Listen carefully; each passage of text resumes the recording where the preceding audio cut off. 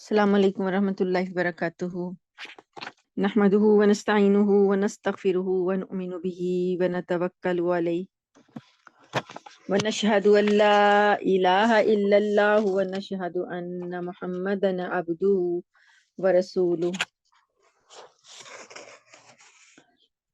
ونعوذ باللہ من شرور انفسنا ومن سیئات اعمالنا من يهده الله فلا مضل له ومن يضلله فلا هادي له ونشهد أن لا إله إلا الله وحده لا شريك له ونشهد أن سيدنا ومولانا محمدا عبده ورسوله صلى الله تعالى عليه وعلى آله وأصحابه أجمعين رب اشرح لي صدري ويسر لي أمري واحلل عقدة من لساني يفقهوا قولي اللهم أرنا الحق حقا وارزقنا اتباعه وأرنا الباطل باطلا وارزقنا اجتنابه أما بعد فأعوذ بالله من الشيطان الرجيم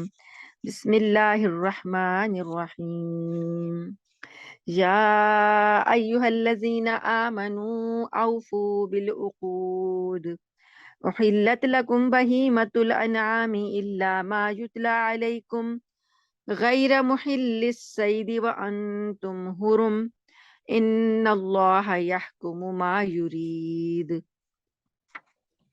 چھٹا پارا اور سورۃ المائدہ آغاز ہے سورت کا۔ سورۃ المائدہ مدنی سورت ہے اور یہ سورت نبی کریم صلی اللہ علیہ وآلہ وسلم کی حیات طیبہ کے بالکل آخری دور میں نازل ہوئی ہے۔ اس سے پہلے جو ہم نے سورہ نساء کل ختم کی ہے وہ ابتدائی دور کی صورت ہے، مدنی دور کا جب آغاز ہے، بدر اور احد کے جو اس وقت کے جو سال ہیں ان میں یہ اس کے احکامات نازل ہوئے ہیں، اور یہ سورت جو ہے نبی کریم صلی اللہ علیہ وسلم کے مدنی دور کا اختتام ہے۔ تو اس میں آخری دور میں اس کے کچھ حصے جو ہیں صلح حدیبیہ کے موقع پر، کچھ حصے فتح مکہ کے موقع پر، اور کچھ حصے حجۃ الوداع کے موقع پر نازل ہوئے۔ تو اس میں ایک طرح سے احکامات ہیں جو کہ اسلامی ریاست میں نافذ کیے گئے، اور کچھ سزائیں ہیں جو جرائم کی وہ اللہ پاک نے بتائیں۔ اور ایک جو مائدہ لفظ ہے، یہ مائدہ عربی میں دسترخوان کو کہتے ہیں۔ تو آیت نمبر 114 میں یہ واقعہ بیان ہوا ہے کہ حضرت عیسیٰ علیہ السلام کے ساتھیوں نے یا ان کے پیروکاروں نے یہ فرمائش کی تھی کہ اللہ تعالیٰ ان کے لیے آسمانی غذاؤں کے ساتھ ایک دسترخوان نازل کرے۔ تو اس دسترخوان کی نسبت سے اس سورت کا نام سورۃ المائدہ ہے، رکھا گیا ہے۔ مائدہ کا مطلب ہے دسترخوان۔ پہلی آیت میں اللہ تعالیٰ فرماتے ہیں یا ایھا الذین آمنو، اے لوگو جو ایمان لائے ہو، اوفو پورے کرو بالعقود معاہدے، جو عہد تم باندھتے ہو۔ ایک ہوتا ہے وعدہ، ایک ہوتا ہے عقد۔ وعدہ جو ہے وہ عام حالات میں، یعنی آپ ہماری عام زندگی میں ہم یہ لفظ بولتے ہیں، کسی سے وعدہ کر لیا۔ لیکن جو عقد ہوتا ہے، عقد ذرا ایک تحریری طور پر اور بندھن کی صورت میں، جیسے نکاح کا عقد کہتے ہیں نا، عقد نکاح، تو وہ ایک بندھن سا ہوتا ہے جو کہ باندھا جاتا ہے، تو وہ مضبوط ہوتا ہے، اور اس میں یعنی کہ گواہ ہوتے ہیں، اس میں تحریری ہوتی ہیں باتیں۔ تو یہ عقود اللہ پاک نے کہا معاہدوں کو پورا کرو، جو تحریری معاہدے ہو جاتے، چاہے وہ انفرادی ہیں، چاہے وہ نکاح کے ہیں، چاہے وہ اجتماعی دو گروہوں کے درمیان ہیں، چاہے تجارتی لوگوں کے درمیان ہیں، چاہے حکمرانوں کے درمیان ہیں۔ تو یہ معاہدے ہیں جو طے پا جائیں ان کو پورا کرو۔ احلت لکم بہیمۃ الانعام، اب یہاں پہ جو چوپائے یا حلال کر دیے گئے،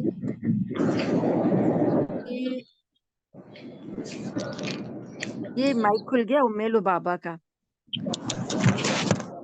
ام لبابہ جی اپنے مائک بند کر لیجئے۔ تو احلت لکم،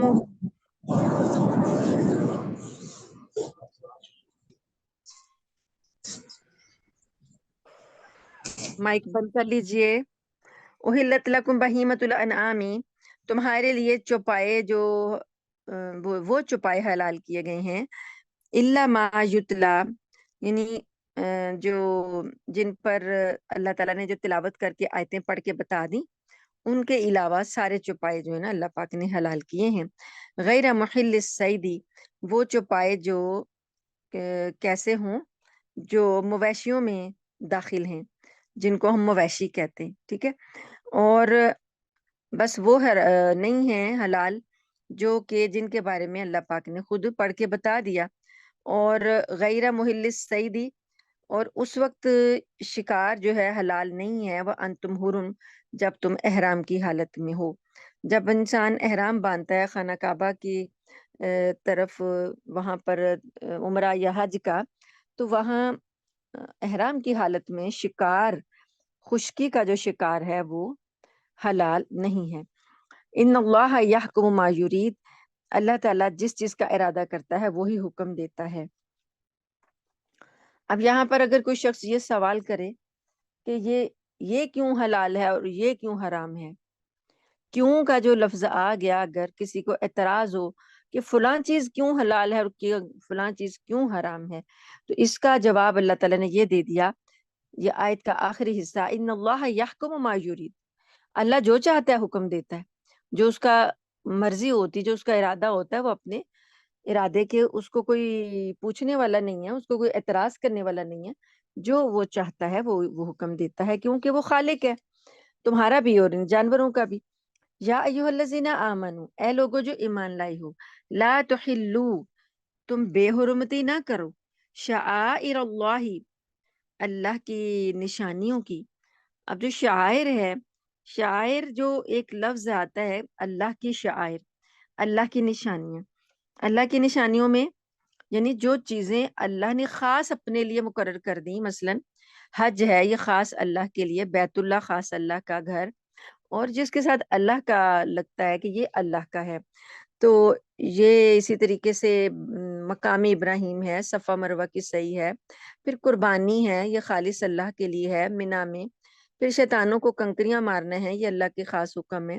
تو اللہ پاک نے کہا یہ میرے شعائر ہیں، میدان عرفات ہے، مزدلفہ ہے، تو جبل عرفات ہے، یہ ایسی چیزیں جو خاص اللہ کے ساتھ مخصوص ہیں، اللہ نے فرمایا ان کی بے حرمتی نہ کرو۔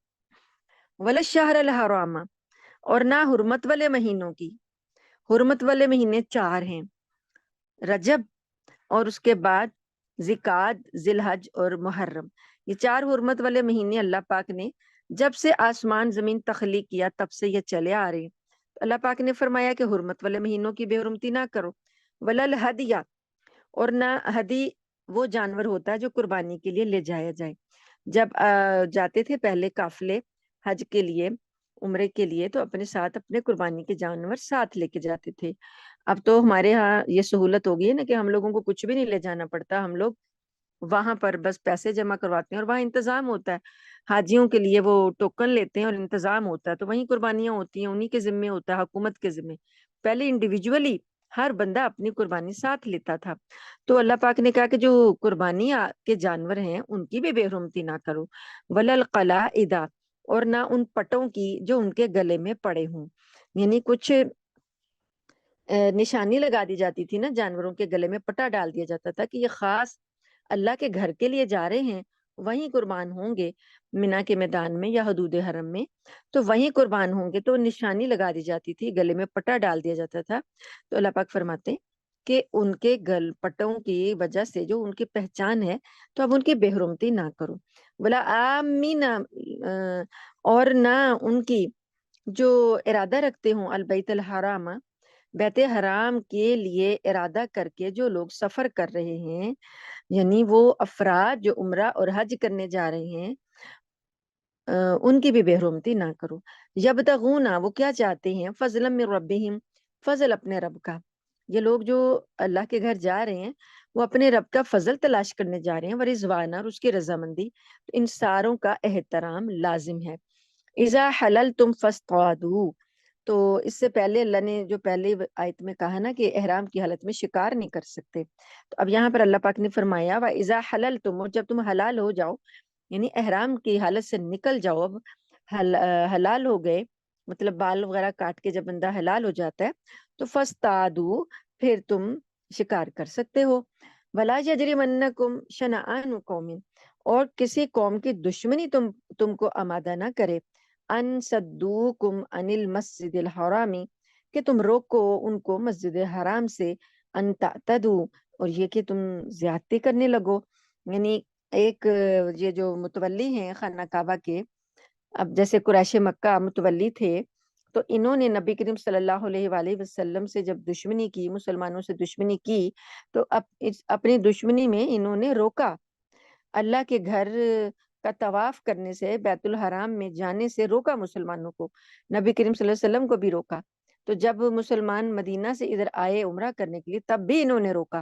تو اللہ پاک فرماتے ہیں کہ کسی قوم کی دشمنی تم کو اس بات پر آمادہ نہ کرے کہ تم بیت الحرام سے روک دو لوگوں کو، انت عددو، کہ تم زیادتی کرنے لگو، وتعاونوا علی البر والتقوی، اور نیکی کے کاموں میں، تقوی کے کاموں میں ایک دوسرے کے ساتھ تعاون کیا کرو، ولا تعاونوا علی الاثم والعدوان، اور گناہ اور زیادتی کے کاموں میں ایک دوسرے کے ساتھ تعاون مت کرو، واتقوا اللہ، اللہ سے ڈرو، ان اللہ شدید العقاب، بے شک اللہ سخت عذاب دینے والا ہے۔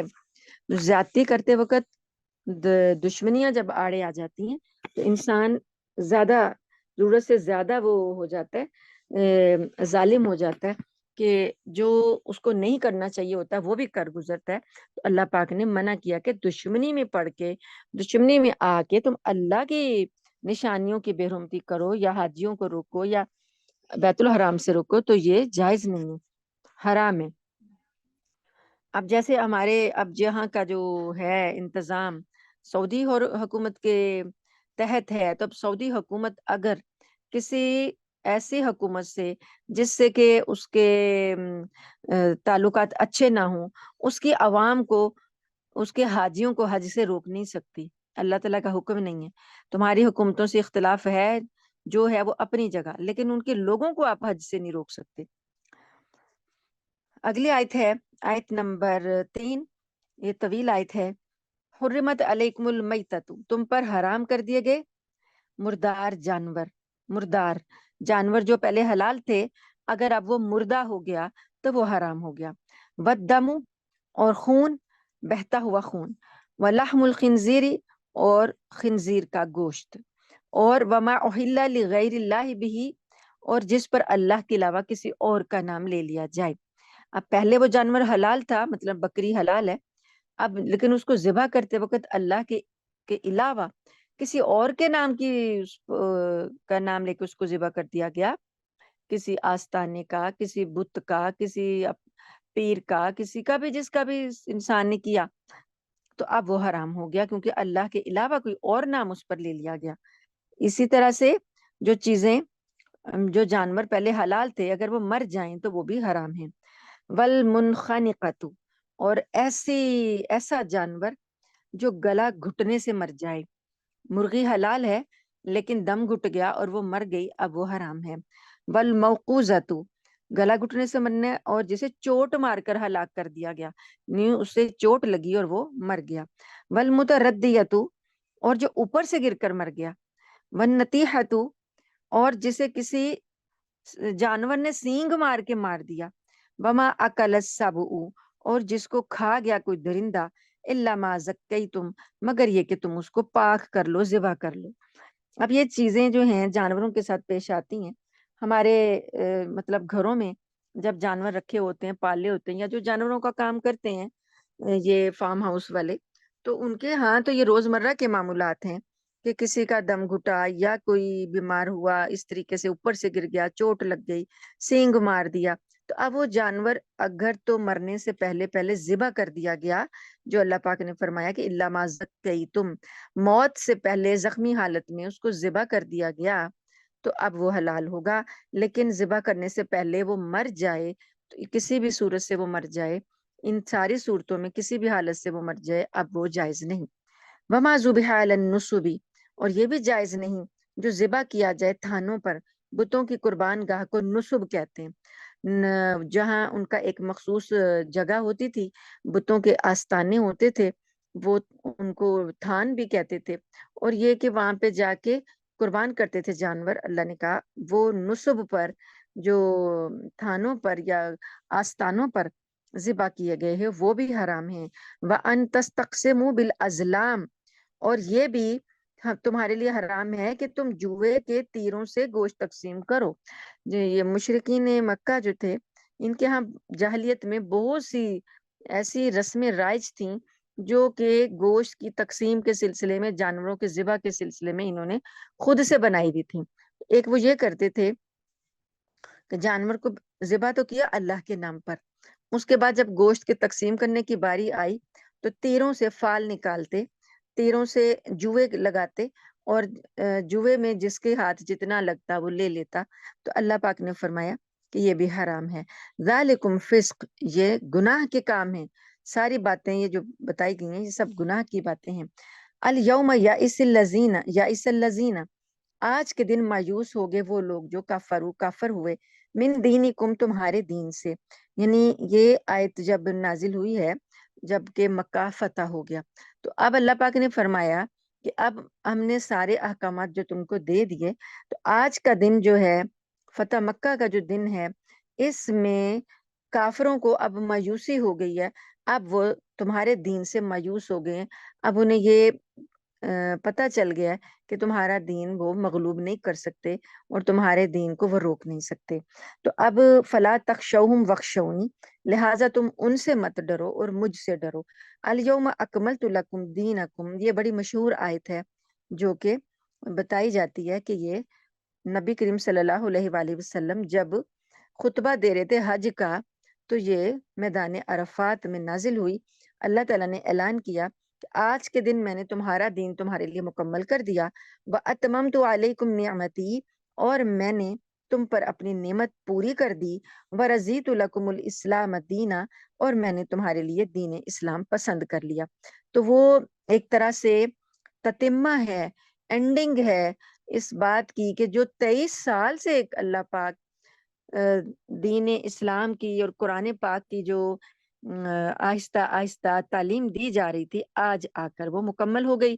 اللہ پاک نے کہا کہ میں نے ہر قسم کی نعمت جو ہے اس قرآن میں اتار دی ہے، تم پر یہ نعمت پوری کر دی ہے، کوئی کمی نہیں چھوڑی، اس میں کوئی ایسی نعمت نہیں ہے جو تمہیں اس قرآن کے ذریعے نہ دی گئی ہو۔ تمہارے لیے میں نے یہی دین پسند کی ہے، اور اب یہ دین تمہارا مکمل ہو گیا۔ اب اس میں کوئی نئی چیز کوئی داخل نہیں کی جائے گی، اب اس میں کوئی کمی نہیں رہے گی کہ تم کہو کہ یہ بات ہمیں نہیں پتا۔ سارا کچھ جو ہے نبی کریم صلی اللہ علیہ وسلم نے عمل کر کے بھی دکھا دیا۔ فَمَنِ اضْطُرَّ فِي مَخْمَصَةٍ غَيْرَ مُتَجَانِفٍ لِإِثْمٍ، اب یہاں پر لہٰذا مطلب کہنے کا یہ ہے، اگر آپ اس آیت کو غور سے دیکھیں تو جو وقف ہے آیت کے شروع میں الیوم اکملت لکم، یہ بھی اس وقف سے شروع ہوا، اور اینڈنگ بھی دینا کے بعد بھی وقف لازم جو ہے چھوٹی سی توئے لگی ہوئی ہے، تو یہ ایک وقف ہے۔ اس کا مطلب ہے کہ یہ ایک مکمل جملہ ہے، مکمل جملہ ہے کہ تمہارے لیے اسلام کو، دین کو پسند کر لیا ہمیشہ کے لیے۔ تو اب اللہ پاک فرماتے ہیں کہ اس دین کی اب تم نے پیروی کرنی ہے۔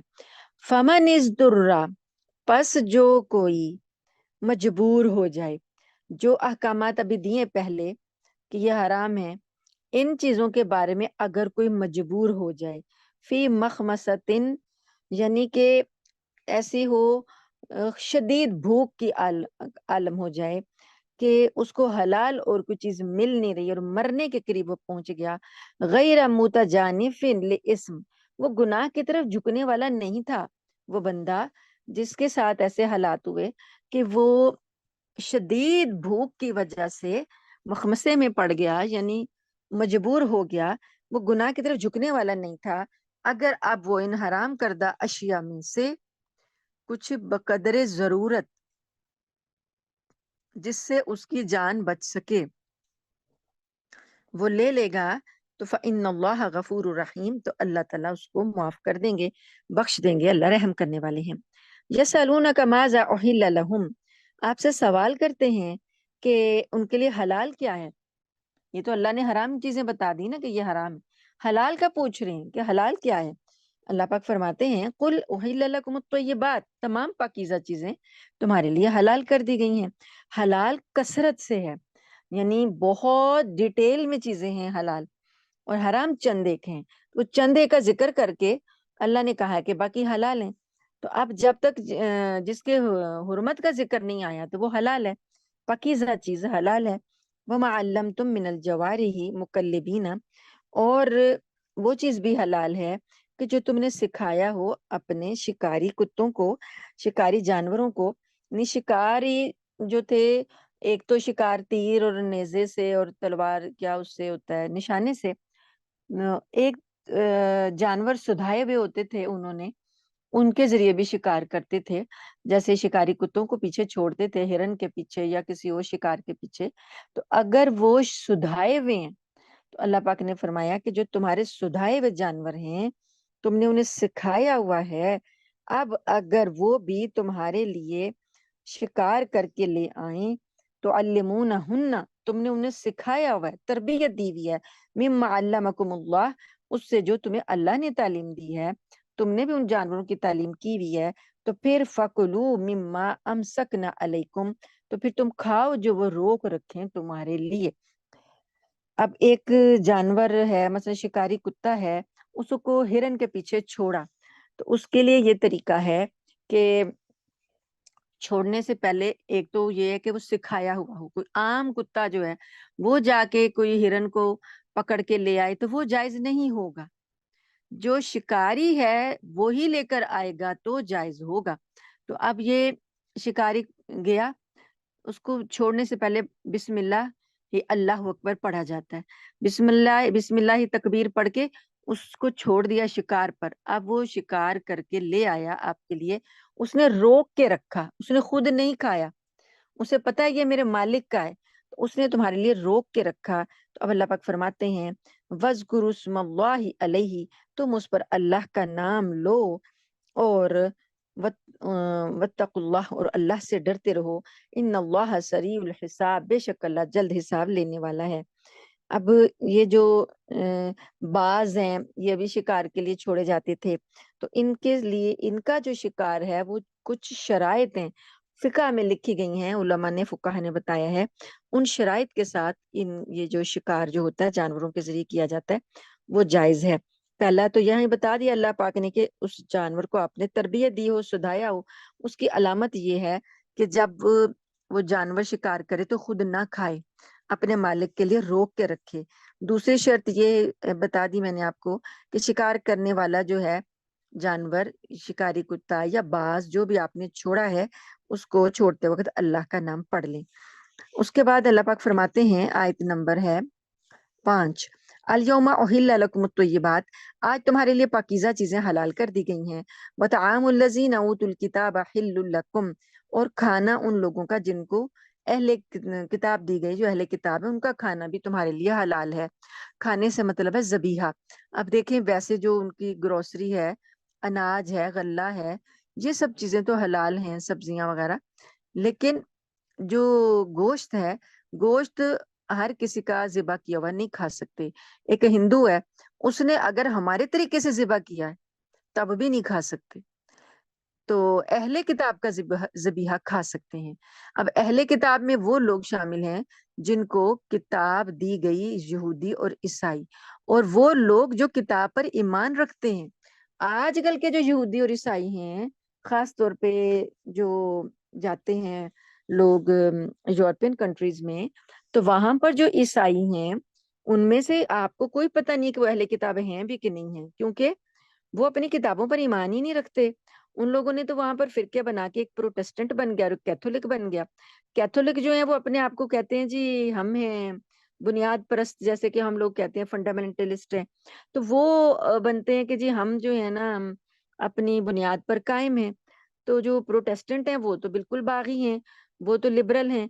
तो इसलिए वहां नहीं, ये अब ये बात नहीं कही जा सकती कि कौन अहले किताब है और कौन नहीं है, किसका अपनी किताब पर ईमान है और नहीं है, क्योंकि वो लोगों ने अपनी किताबें भी बदल डाली हैं और बाइबल एक बना दी इकट्ठी करके।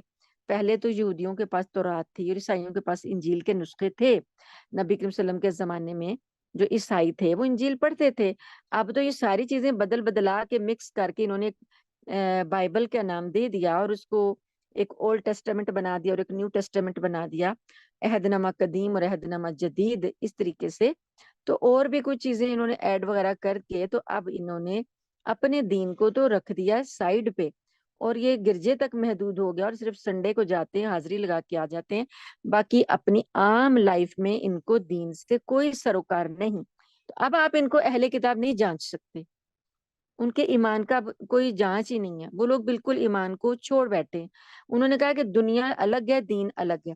اس لیے اب ہم کہیں کہ یہ اہل کتاب کا ذبیحہ ہے, یا تو ہمیں یقین ہو کہ واقعی وہ اپنی کتاب پر ایمان رکھتا ہے اور اس نے حلال کیا جیسے کہ ہم لوگ ذبح کرتے ہیں, انہوں نے بھی ویسا ہی ذبح کیا ہے, تو پھر وہ کھایا جا سکتا ہے, ورنہ نہیں. وَطَعَامُكُمْ حِلٌّ لَّهُمْ, اور تمہارا کھانا ان کے لیے حلال ہے. وَالْمُحْصَنَاتُ مِنَ الْمُؤْمِنَاتِ, اور پاک دامن عورتیں مومنوں میں سے. وَالْمُحْصَنَاتُ مِنَ الَّذِينَ أُوتُوا الْكِتَابَ, اور پاک دامن عورتیں اہل کتاب میں سے. اب نکاح کی بات آ رہی ہے کہ جب مسلمان ذبیحہ جو ہے اہل کتاب کا کھا سکتے ہیں, تو اہل کتاب کی خواتین سے نکاح بھی کر سکتے ہیں.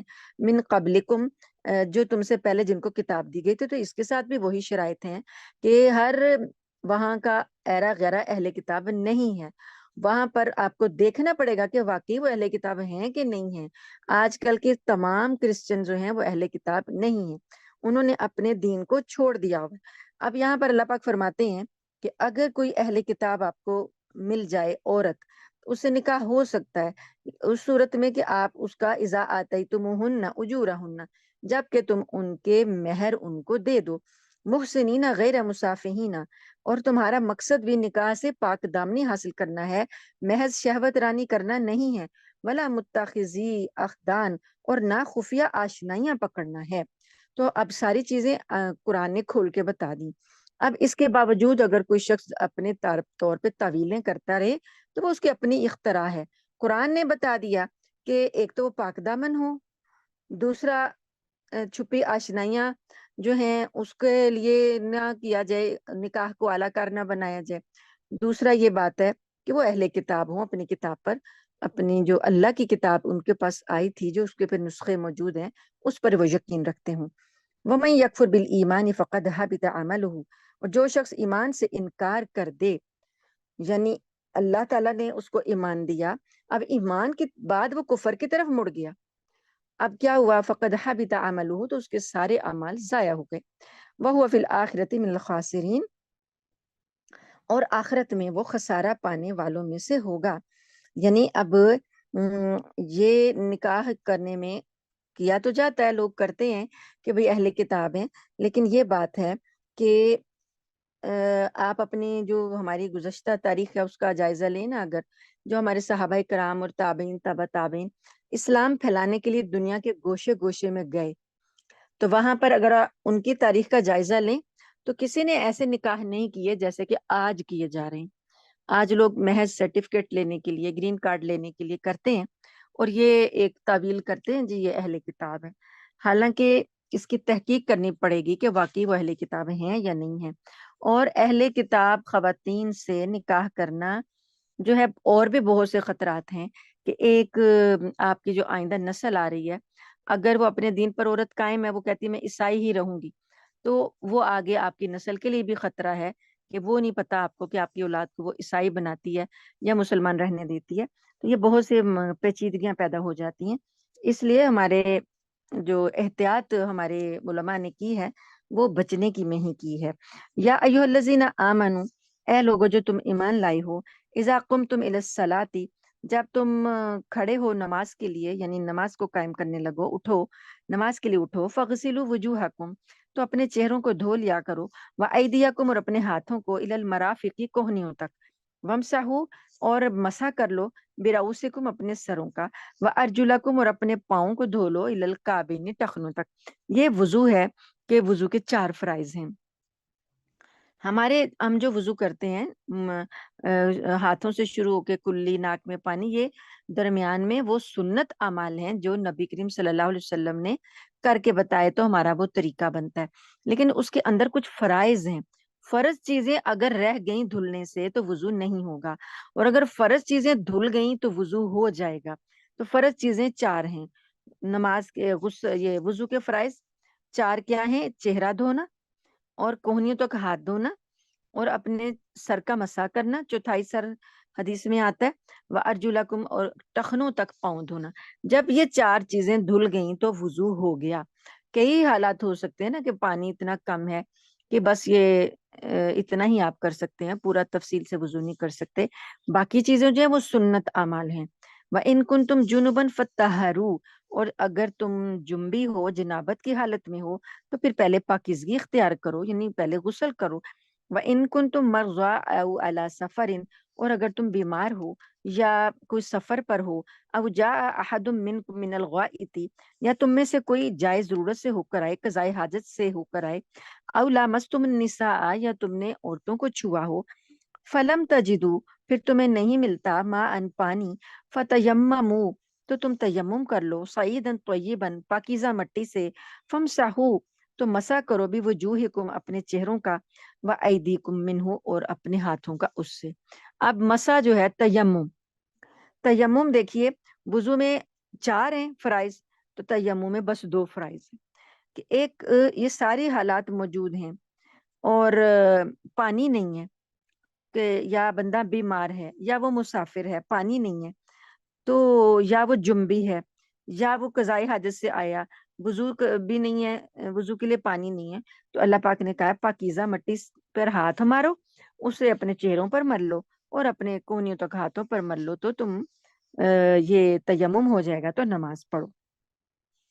پھر جیسے ہی پانی ملے گا یہ تیمم کا حکم ختم ہو جائے گا۔ جیسے پانی ملا، نظر آیا، وہ آپ کے رسائی میں پہنچ میں آ گیا تو تیمم ختم، پھر غسل اور وضو لازم۔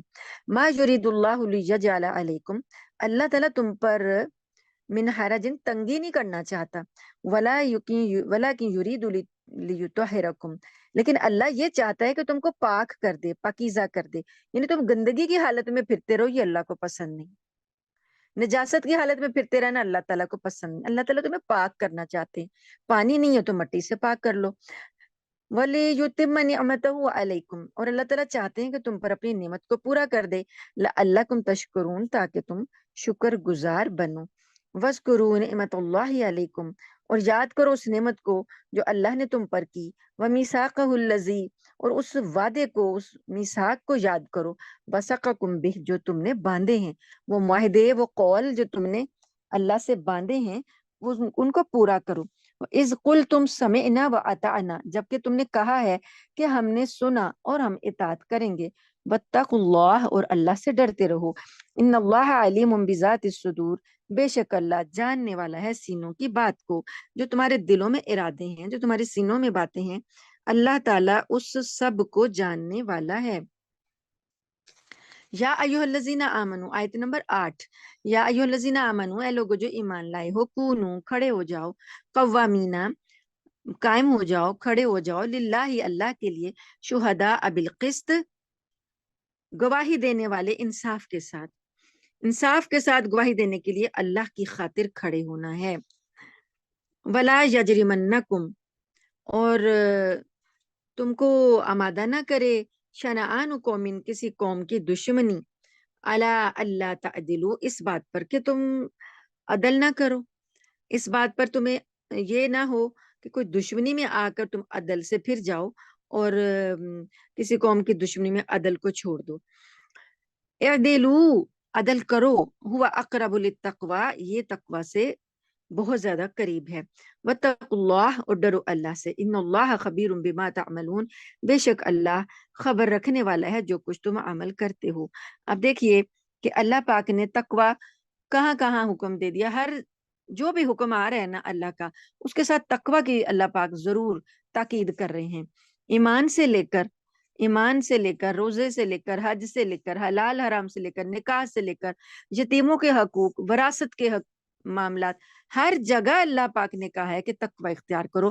اب یہاں حلال اور حرام میں بھی اللہ پاک نے کہا تقوی اختیار کرو، اب عدل کرنے میں اللہ نے حکم دیا تو عدل کرنے میں بھی کہا کہ تقوی اختیار کرو۔ تو تقوی کیا ہے؟ جڑ ہے، بنیاد ہے تمام اعمال کی۔ جو عمل تقوی سے خالی ہے وہ عمل جو ہے اللہ کی نظر میں غیر مقبول ہے۔ تقوی جس عمل کے اندر موجود ہے، اللہ کا ڈر، وہی عمل جو ہے اللہ تعالیٰ کے ہاں مقبول ہے۔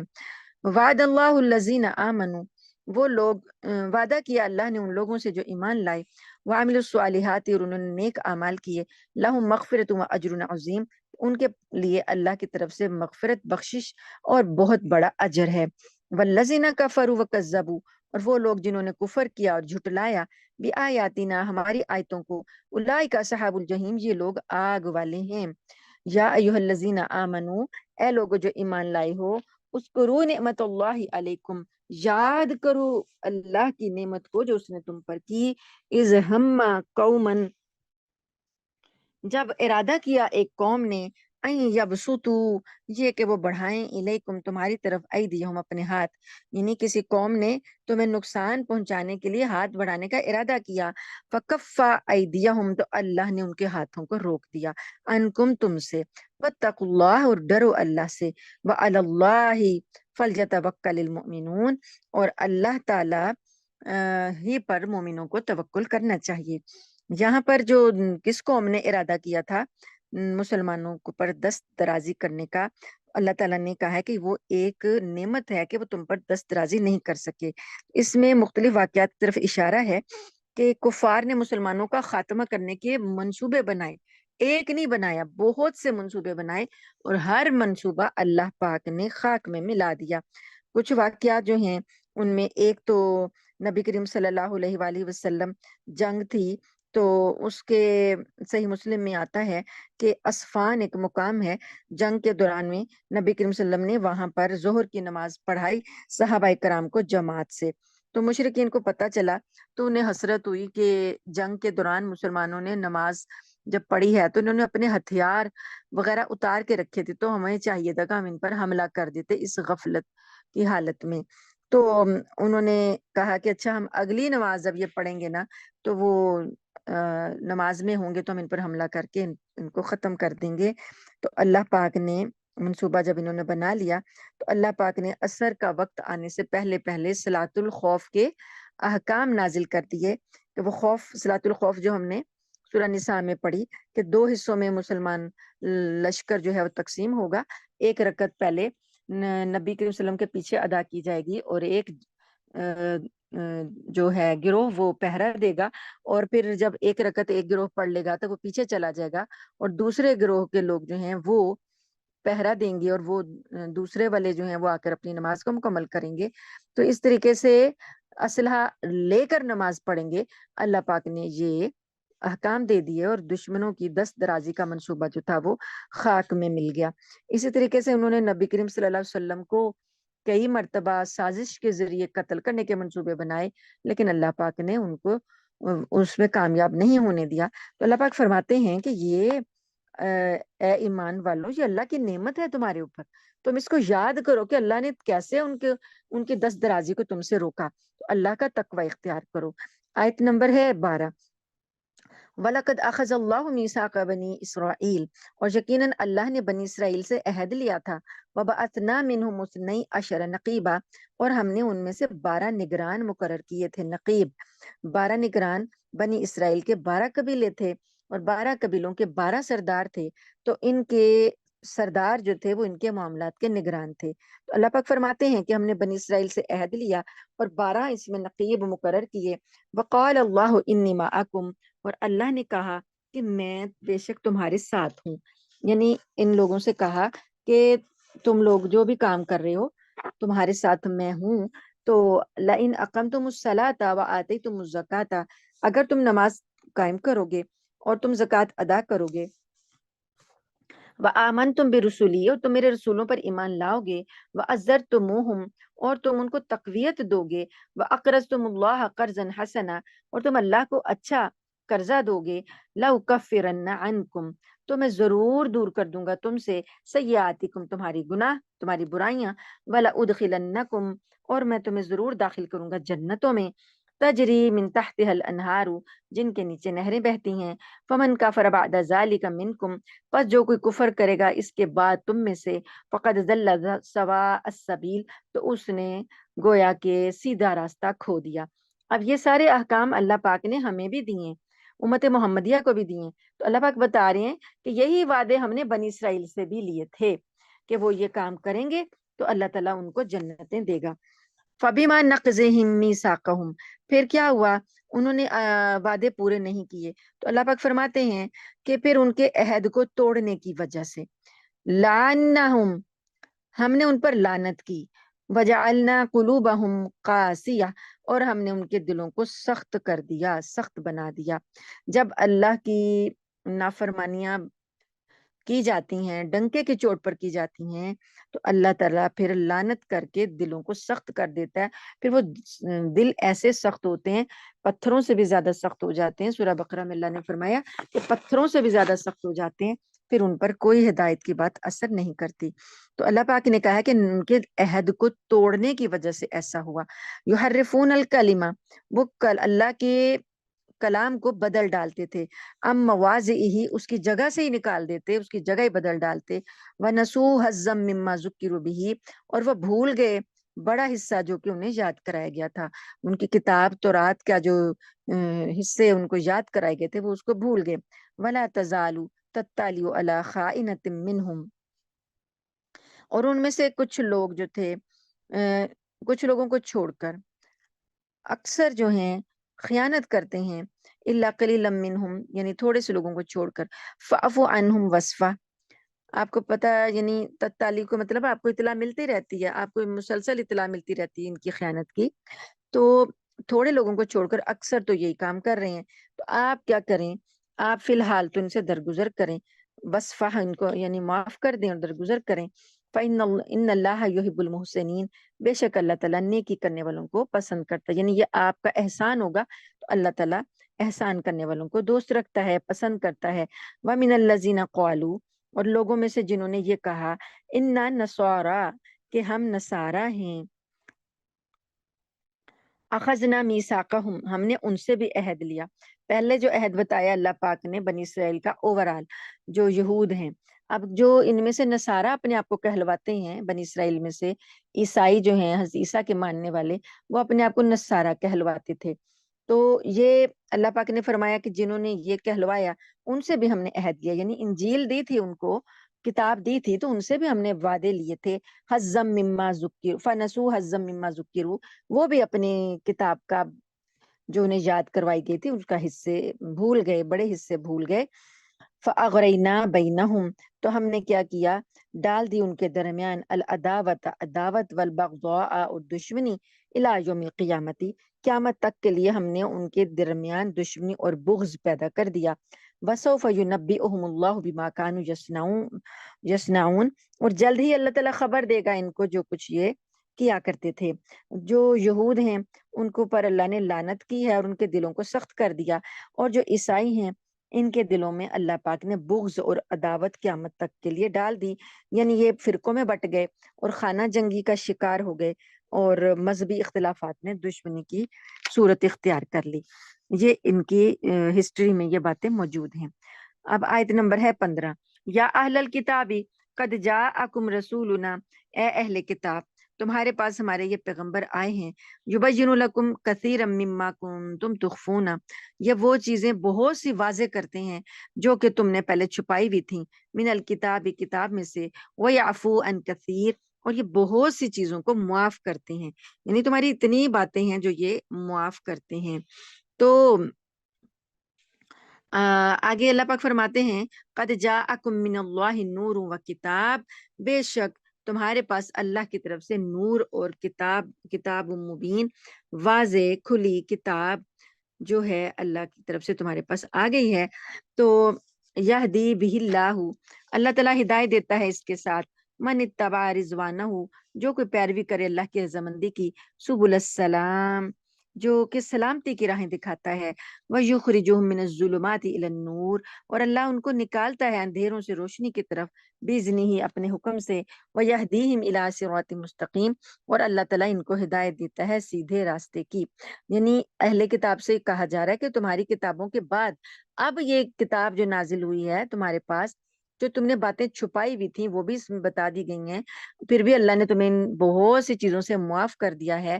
اب اس نور کی تم پیروی کرو، جو پیروی کرے گا وہ اللہ تعالیٰ کی نور میں آ جائے گا، اللہ تعالیٰ اس کو اندھیروں سے روشنی کی طرف لے آئے گا اور سیدھے راستے کی طرف ہدایت دے گا۔ لقد کفر الذین قالوا، تحقیق کفر کیا ان لوگوں نے جنہوں نے یہ کہا، ان اللہ هو المسیح ابن مریم، کہ اللہ جو ہے وہ مسیح ابن مریم ہے۔ اللہ نے کہا ہے کہ یہ کافر ہیں جو یہ جملہ بولتے ہیں کہ مسیح ابن مریم جو ہے وہ اللہ ہے، تو یہ کفر بولا انہوں نے۔ قل کہہ دیجئے، فمن یملک من اللہ شیئا، پس کون اختیار رکھتا ہے اللہ کی طرف سے کچھ بھی، ان اراد ان یہلک المسیح ابن مریم، اگر اللہ ارادہ کرے کہ مسیح ابن مریم کو ہلاک کر دے، و امہ، اور اس کی ماں کو، ومن فی الارض جمیعا، جو زمین میں سب کچھ ہے، اس سب کو اللہ تعالیٰ ہلاک کرنے کا ارادہ کر لے، تو کون کوئی اختیار رکھتا ہے کہ اللہ کے ارادے سے کوئی ہٹانے کا، اللہ کو اپنے ارادے سے ہٹانے کا کوئی اختیار رکھتا ہے اس کے مقابلے میں؟ وَلِلَّهِ مُلْكُ السَّمَاوَاتِ وَالْأَرْضِ، اور اللہ ہی کے لیے ہے بادشاہی آسمانوں کی اور زمین کی، وَمَا بَيْنَهُمَا، اور جو کچھ بھی ان کے درمیان ہے، آسمان زمین کے درمیان جو کچھ بھی ہے، ہم تو اس کا احاطہ ہی نہیں کر سکتے۔ موٹی موٹی چیزیں ہمیں جو نظر آتی ہیں ہم ان کا احاطہ نہیں کر سکتے، اور جو چھپی ہوئی چیزیں ہیں ہم کیسے ان کا احاطہ کر سکتے ہیں؟ ان سب کا مالک اللہ ہے، وہ اللہ کی بادشاہی اس پر چل رہی ہے۔ تو اللہ کو یہ کوئی کہہ دے کہ مسیح ابن مریم جو ہے وہ خدا ہے، تو یہ کتنا بڑا کفر ہے۔ یخلق ما یشاء، اللہ تعالیٰ جو چاہتا ہے پیدا کرتا ہے۔ اگر مسیح ابن مریم کی تخلیق جو ہے اس کی وجہ سے تم اس کو کرے کہ وہ معجزانہ تخلیق ہے، کہ وہ بغیر باپ کے پیدا ہوئے، اس وجہ سے تم نے اسے خدا بنا دیا، تو اللہ تو جو چاہتا ہے پیدا کرتا ہے۔ واللہ علی کل شیء قدیر، اور اللہ تعالیٰ ہر چیز پر پوری قدرت رکھتا ہے۔ وقالت اليہود والنصارى، یہود اور نصارہ کیا کہتے ہیں؟ نحن ابناء اللہ، ہم اللہ کے بیٹے ہیں، واحباؤہ، اور ہم اس کے پسندیدہ ہیں، محبوب ہیں اس کے۔ قل، اللہ تعالیٰ فرماتے ہیں آپ کہہ دیجئے، فلما یعذبکم بذنوبکم، اگر تم اتنی اللہ کے چہیتے ہو، اللہ کے بیٹے ہو، تو پھر اللہ نے تمہارے گناہوں کی وجہ سے تمہیں عذاب کیوں دیے؟ بل انتم بشر ممن خلق، بلکہ تم تو وہ انسان ہو جو کہ اس نے پیدا کیے ہیں، مخلوق ہو تم، اللہ کے بیٹے نہیں ہو۔ یغفر لمن یشاء ویعذب من یشاء، اللہ تعالیٰ جس کو چاہتا ہے بخش دیتا ہے اور جس کو چاہتا ہے عذاب دیتا ہے۔ وللہ ملک السماوات والارض، اور اللہ کے لیے یہ بادشاہی آسمانوں کی زمین کی، وما بینہما، اور جو ان دونوں کے درمیان ہے، وإلیہ المصیر، اور اللہ ہی کی طرف لوٹ کر جانا ہے۔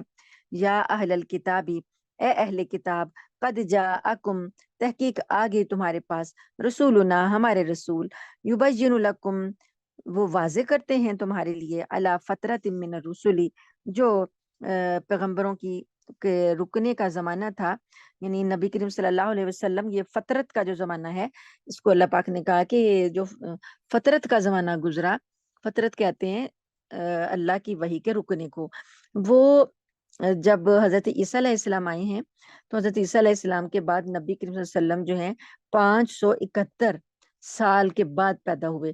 یہ 571 سال جو ہے یہ فترت کا زمانہ ہے کہ اس دوران کوئی نبی کوئی رسول نہیں آیا۔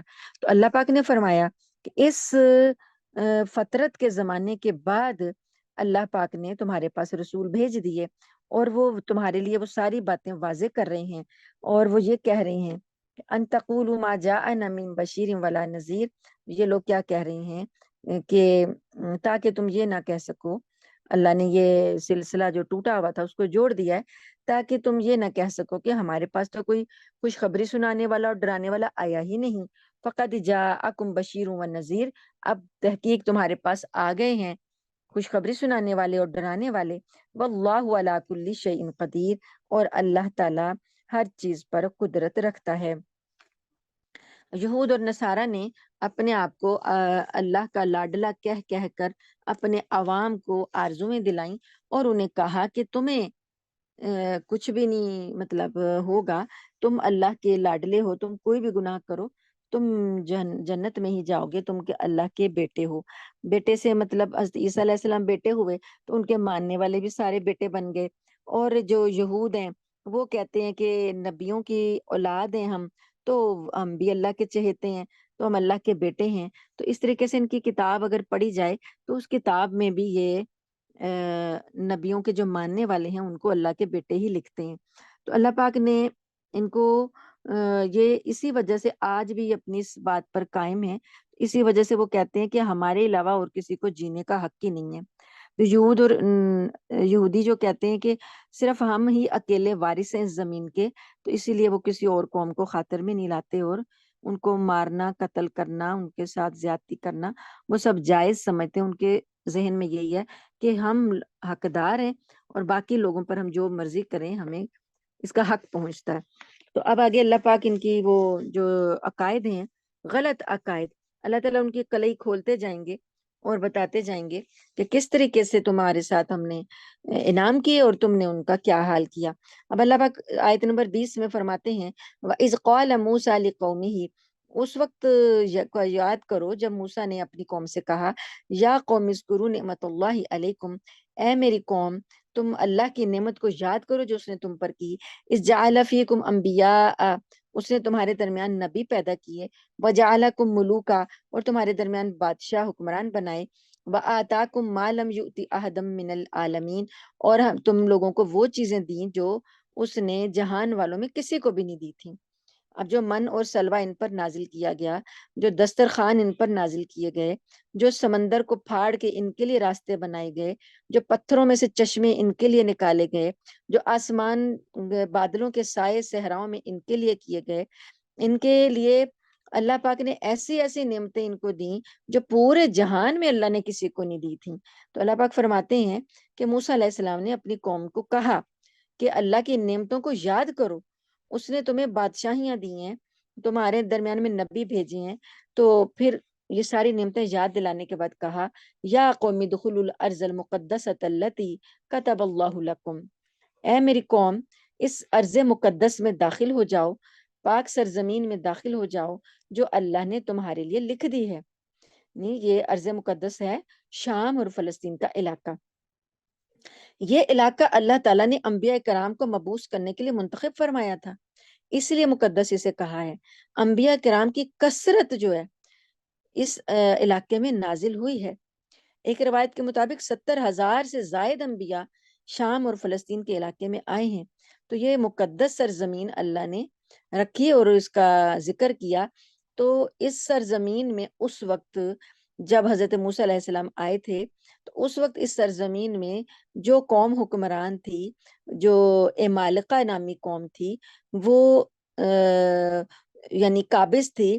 تو موسیٰ علیہ السلام نے اپنے ساتھیوں سے کہا کہ یہ سرزمین اللہ نے تمہارے مقدر میں لکھی ہے، تم اس سرزمین میں داخل ہو جاؤ، یعنی کہ جہاد کے ذریعے چلو میرے ساتھ، تو اس کو فتح کرتے ہیں کہ یہ تمہارے مقدر میں لکھ دی اللہ پاک نے۔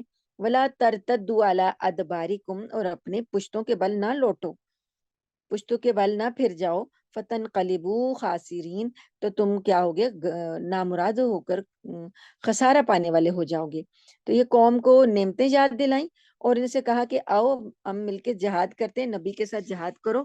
انہوں نے کیا کہا، حضرت موسیٰ علیہ السلام کو کیا جواب دیا؟ قالوا، کہنے لگے، یا موسیٰ، اے موسیٰ، ان فیہا قوما جبارین، وہاں تو بڑی زبردست قوم رہتی ہے، وَإِنَّا لَن نَدْخُلَهَا، اور ہم ہرگز اس میں داخل نہیں ہوں گے، یعنی بزدلی دکھائی اور اس قوم کی جو سے ڈر گئے۔ تو اللہ پاک اور کہنے لگے کہ ہم ہرگز نہیں داخل ہوں گے حتی یخرجوا منہا، یہاں تک کہ وہ لوگ وہاں سے نکل جائیں، وہ خود ہی وہاں سے نکل جائیں تو پھر جگہ خالی کر دیں تو پھر ہم جائیں گے، یعنی ہم جہاد نہیں کریں گے۔ فَإِن يَخْرُجُوا مِنْهَا، اور اگر وہ نکل جائیں وہاں سے، فَإِنَّا دَاخِلُونَ، تو پھر ہم داخل ہوں گے۔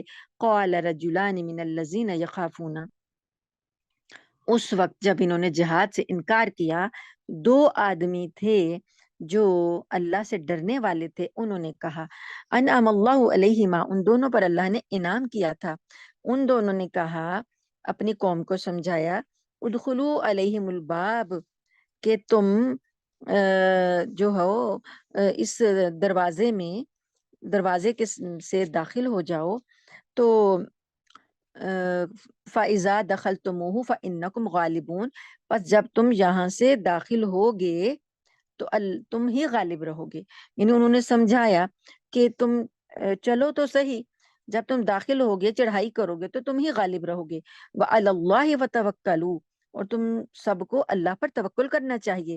ان کنتم مؤمنین، اگر تم مومن ہو. قالوا، کہنے لگے، یعنی موسیٰ کی قوم نہیں مانی، کہنے لگی، یا موسیٰ، اے موسیٰ، انا لن ندخلها ابدا ما داموا فیہا، ہم ہرگز نہیں داخل ہوں گے اس میں جب تک کہ وہ لوگ وہاں موجود ہیں. فذهب، پس تو جا، انتا و ربک، تو اور تیرا رب جاؤ، فقاتلا، تم دونوں لڑو، انا ہاہنا قائدون، ہم تو یہاں بیٹھے ہیں. یہ انہوں نے موسیٰ علیہ السلام کو جواب دیا. اتنے ہٹ دھرم لوگ تھے کہ اپنے پیغمبر کو چھوڑ دیا اور کہنے لگے کہ تم جاؤ اپنے رب کے ساتھ جا کے لڑ لو، پھر جب فتح ہو جائے گی تو ہمیں بلا لینا، تو ہم یہاں بیٹھے ہیں. قال ربی انی لا املک، موسیٰ علیہ السلام سمجھے کہ جیسے بے بس ہو جاتا ہے نا انسان، زچ ہو گئے، بے بس ہو گئے ان کی سرکشی کی وجہ سے. اللہ کو پکارا، کہنے لگے کہ اے میرے رب، انی لا املک، میں اختیار ہی نہیں رکھتا، الا نفسی، مگر اپنی جان کا، مجھ پر صرف میری جان کا اختیار ہے. یہ قوم میری بات نہیں مانتی، میرا ان پر اختیار نہیں ہے. وَأَخِي، اور میں اپنے بھائی پر اختیار رکھتا ہوں کہ میں اپنے بھائی کو کچھ کہہ سکتا ہوں. تو اب کیا ہے کہ تو ہی میرے درمیان اور ان کے درمیان جدائی ڈال دے. اتنا تنگ کیا انہوں نے موسیٰ علیہ السلام کو کہ موسیٰ علیہ السلام نے کہا کہ اللہ میرے اور ان کے درمیان جدائی ڈال دے. فَافْرُقْ بَيْنَنَا وَبَيْنَ الْقَوْمِ الْفَاسِقِينَ، یہ نافرمان قوم ہے تو اب مجھے تو ان سے جدا کر دے. قال فإنها، اللہ تعالیٰ نے کہا، فإنها محرمۃ علیہم 40 سنہ، ان کی سرکشی کی وجہ سے اللہ پاک نے کہا کہ یہ زمین ان پر 40 سال کے لیے اب حرام کر دی گئی ہے. اب یہ جا نہیں پائیں گے وہاں پر، جانا چاہیں بھی تو نہیں جا پائیں گے. 40 سال تک اب یہ زمین حرام ہے. یتیہون فی الارض، سرکردہ پھرتے رہیں گے زمین میں، ٹکریں مارتے رہیں گے، ادھر ادھر سر پھٹولتے رہیں گے، لیکن اس کو فتح نہیں کر سکیں گے. فلا تأس علی القوم الفاسقین، تو تم ایسی نافرمان قوم کے بارے میں غم نہ کرو. اب اللہ پاک نے اس 40 سال کے دوران میں یہ جو بھٹکتے پھرے، تو پھر ترس آتا تھا موسیٰ علیہ السلام کو کہ میری قوم ہے بھٹک رہی ہے، تو اللہ پاک نے کہا کہ تم ان پر افسوس نہ کرو، ترس نہ کھاؤ. اب اس دوران میں پھر ان 40 سال کے دوران میں حضرت ہارون علیہ السلام کی بھی وفات ہو گئی، حضرت موسیٰ علیہ السلام کی بھی وفات ہو گئی. پھر اس کے بعد موسیٰ علیہ السلام کی وفات کے بعد 40 سالوں کے بعد پھر جو ان کے درمیان اللہ نے نبی بھیجے تھے، حضرت تھے شاید سموئیل تھے یا یوشے تھے شاید، جو نبی تھے وہ ان کے سرکردگی میں جا کے انہوں نے پھر 40 سال کے بعد فتح کیا. وَاتْلُ عَلَيْهِمْ نَبَأَ ابْنَيْ آدَمَ بِالْحَقِّ، اور اللہ پاک فرماتے ہیں کہ ان کے اوپر، ان کے سامنے آدم علیہ السلام کے بیٹوں کی خبر بھی سچی سچی سنا دو. اذ قرب قربانا فتقبل من احدہما، تو جب کہ قربانی پیش کی ان دونوں نے، تو اللہ تعالیٰ نے ایک کی ان میں سے قبول کر لی. ولم یتقبل من الآخر، اور دوسرے کی قبول نہ کی. قال، جس کی قبول نہیں ہوئی اس نے کہا، لأقتلنک، میں ضرور تجھ کو قتل کر ڈالوں گا. قال، اس نے کہا، انما یتقبل اللہ من المتقین، اللہ تعالیٰ تو پرہیزگاروں کی قربانی قبول کرتا ہے. اب یہ واقعہ بنی اسرائیل کی نافرمانی کی جو سزا ان کو ملی، اب اس کے یہ جو واقعہ اللہ پاک بتا رہے ہیں کہ جو پہلے آیت ہم نے پڑھی ہے نا، یہ کہتے ہیں ہم اللہ کے بیٹے ہیں، اللہ کے احب ہیں، احباؤہ، ہم اس کے چہیتے ہیں، لاڈلے ہیں. اللہ پاک اب ان کی نافرمانیوں کی بتا رہے ہیں کہ انہوں نے یہ نافرمانیاں کی، اللہ پاک نے پھر ان کے ساتھ یہ کیا. اور ساتھ ہی ان کی نافرمانی کے ساتھ ہی اللہ تعالیٰ نے آدم علیہ السلام کے بیٹے دو جو حابیل اور قابیل ہیں، ان کا واقعہ بھی بتایا کہ ان کے ساتھ کیا ہوا تھا. وہ بھی ذرا ان کو بتاؤ کہ ایک کی قربانی قبول ہوگی اور ایک کی نہ ہوئی. جس کی نہیں قبول ہوئی وہ غصے میں آ گیا, اس نے کہا میں تجھے قتل کر ڈالوں گا. تو جس کی قبول ہوئی ہے وہ کہہ رہا ہے کہ تمہیں پتہ نہیں ہے کہ اللہ تعالیٰ تو پرہیزگاروں کی قربانی قبول کرتا ہے. اب یہ حابیل اور قابیل دو لڑکے ہیں آدم علیہ السلام کے, ان کا جو واقعہ ہے مشہور ہے, بہت سے لوگوں کو پتا ہوگا. پہلے اللہ تعالیٰ نے جب نسل چلائی ہے آدم اور حوا کی, تو اس وقت جو خاندانی نظام تھا وہ اس طرح سے تھا کہ جو جڑواں بچے پیدا ہوتے تھے ہر حمل میں, ایک لڑکا اور ایک لڑکی, تو وہ جو ایک حمل میں پیدا ہونے والے ایک ساتھ جڑواں پیدا ہونے والے تھے وہ سگے بہن بھائی کہلاتے تھے, ان کا آپس میں نکاح نہیں ہو سکتا تھا. جو اوپر تلے کے ہوتے تھے یعنی پیچھے سال بعد میں یا سال پہلے یا 2 سال پہلے یا 2 سال بعد کے جو حمل کے جڑواں ہوتے تھے وہ آپس میں ان کے نکاح ہوتے تھے. تو اسی طریقے سے یہ بات ہوئی تھی کہ یہ جو قابیل ہے نا یہ قاتل ہے, ٹھیک ہے, قاتل بھی قاف سے ہے اور قابیل بھی قاف سے ہے, یہ نشانی رکھیں. قابیل جو ہے یہ قاتل ہے, اس نے قتل کیا ہے, اور حابیل جو ہے وہ نیک انسان ہے اور وہ اللہ سے ڈرنے والا ہے. تو اس نے حضرت عبداللہ بن مسعود اور دوسرے صحابہ کرام کے حوالے سے مفسرین نے جو واقعہ لکھا ہے تو یہ اس کا خلاصہ ہے کہ یہ جو تھا نا قابیل, یہ شادی کرنا چاہتا تھا جو اس کے ساتھ پیدا ہوئی تھی لڑکی, وہ بہت خوبصورت تھی, اس کے ساتھ شادی کرنا چاہتا تھا. تو جو حابیل کے ساتھ لڑکی پیدا ہوئی تھی وہ زیادہ خوبصورت نہیں تھی, تو اس کا نکاح اس سے ہونا تھا اور حابیل کا اس کے ساتھ ولی سے ہونا تھا. لیکن اس نے جب ناجائز کام کرنے کے لیے ضد کی تو پھر اس کے لیے یہ کہا گیا کہ تم ایسا کرو, اختلاف بڑھ گیا تو فیصلہ اس طرح سے قرار پایا کہ دونوں لڑکے جو ہیں وہ کچھ قربانی اللہ کے حضور پیش کریں, جس کی قربانی قبول ہو جائے گی وہ اس لڑکی سے نکاح کر لے گا. تو یہ جو تھا حابیل, یہ چونکہ اللہ سے ڈرنے والا تھا, روایات میں آتا ہے کہ اس نے ایک دمبا قربان کیا اور بہت اچھی قسم کا جانور جو تھا وہ اللہ کے لیے قربانی میں پیش کیا. تو جو قابیل تھا اس نے زرعی اجناس لے کر ہلکی پھلکی سی قربانی پیش کی, تو اوپر سے آسمان سے ایک آگ آتی تھی جو قربانی قبول ہونی ہوتی تھی اس کو وہ کھا لیتی تھی, تو وہ علامت ہوتی تھی, اسی وقت پتہ چل جاتا تھا کہ اس کی قربانی قبول ہو گئی. اور جس کی قربانی پڑی رہ جاتی تھی وہیں پر, آگ اس کو نہیں کھاتی تھی, رد کر دی جاتی, پڑی رہ گئی, تو وہ پتہ چل جاتا کہ قربانی رد ہو گئی. تو اس طریقے سے حابیل کی قربانی کو آگ نے کھا لیا اور اس کی واضح طور پر پتہ چل گیا کہ حابیل حق پر ہے اور اس کی قربانی اللہ نے قبول کر لی ہے. اب یہ اس کو اور زیادہ غصہ آیا کہ پہلے تو میری بات نہیں مانی جا رہی تھی اور میری قربانی بھی قبول نہیں ہوئی. اس نے اس کا گریبان پکڑ لیا حابیل کا, اور قابیل کہنے لگا کہ میں تجھے مار ڈالوں گا, قتل کر دوں گا تجھے. تو اب جو دوسرا بھائی ہے حابیل, وہ کہہ رہا ہے کہ تمہیں یہ پتا ہونا چاہیے کہ تقوی والوں کی قربانی قبول ہوتی ہے. پھر جب اس نے اس پہ ہاتھ بڑھایا تو حابیل نے اپنا دفاع نہیں کیا, اپنے آپ کو بچانے کے لیے بھاگا نہیں, بلکہ اس نے کہا لئن بسطت الی یدک لتقتلنی, اگر تو مجھے قتل کرنے کے لیے اپنا ہاتھ بڑھائے گا, ما انا بباسط یدی الیک لاقتلک, میں اپنا ہاتھ نہیں بڑھاؤں گا کہ میں تجھے قتل کر دوں. میں یعنی وہ کہتا ہے کہ میں تجھ پر حملہ نہیں کروں گا. انی اخاف اللہ رب العالمین, کیوں کہ مجھے تو اللہ رب العالمین سے ڈر لگتا ہے. انی اریدو, اور میں یہ چاہتا ہوں, ان تبوء باسمی, کہ تو میرے گناہ کا بھی حقدار ہو جائے, و اسمی کا, اور اپنے گناہ کا بھی. مطلب یہ کہ ایک تو اللہ سے میں ڈر کے تیرے اوپر حملہ نہیں کرنا چاہتا, دوسرا میں یہ چاہتا ہوں کہ اگر تو مجھے قتل کرے گا تو تم میرے گناہ بھی اٹھا تو اپنے گناہ بھی اٹھا. فتکون من اصحاب النار, اور پھر تو آگ میں داخل ہو. وذالک جزاء الظالمین, اور ظالموں کا یہی بدلہ ہے. فطوعت لہ نفسہ, یعنی اتنی باتیں سننے کے بعد بھی قابیل جو ہے اسے کوئی اثر نہ ہوا, اور اس کے نفس نے اسے اسی بات پہ رغبت دلائی کہ قتل اخیہ, اپنے بھائی کو وہ قتل کر دے. فقتلہ, پھر اس نے اس کو قتل کر دیا. فاصبح من الخاسرین, پھر وہ گھاٹا پانے والوں میں سے ہو گیا. پھر اب اس کو یہ نہیں ہوا کہ اسے افسوس ہوا ہو, قتل کرنے کے بعد افسوس ہوا ہو کہ ہائے میں نے غلط کام کر دیا, یہ بھی نہیں ہوا اس کو. اللہ تعالیٰ کہتے ہیں کہ اس نے خسارہ اٹھا لیا, لیکن پھر بھی وہ نادم نہیں ہوا.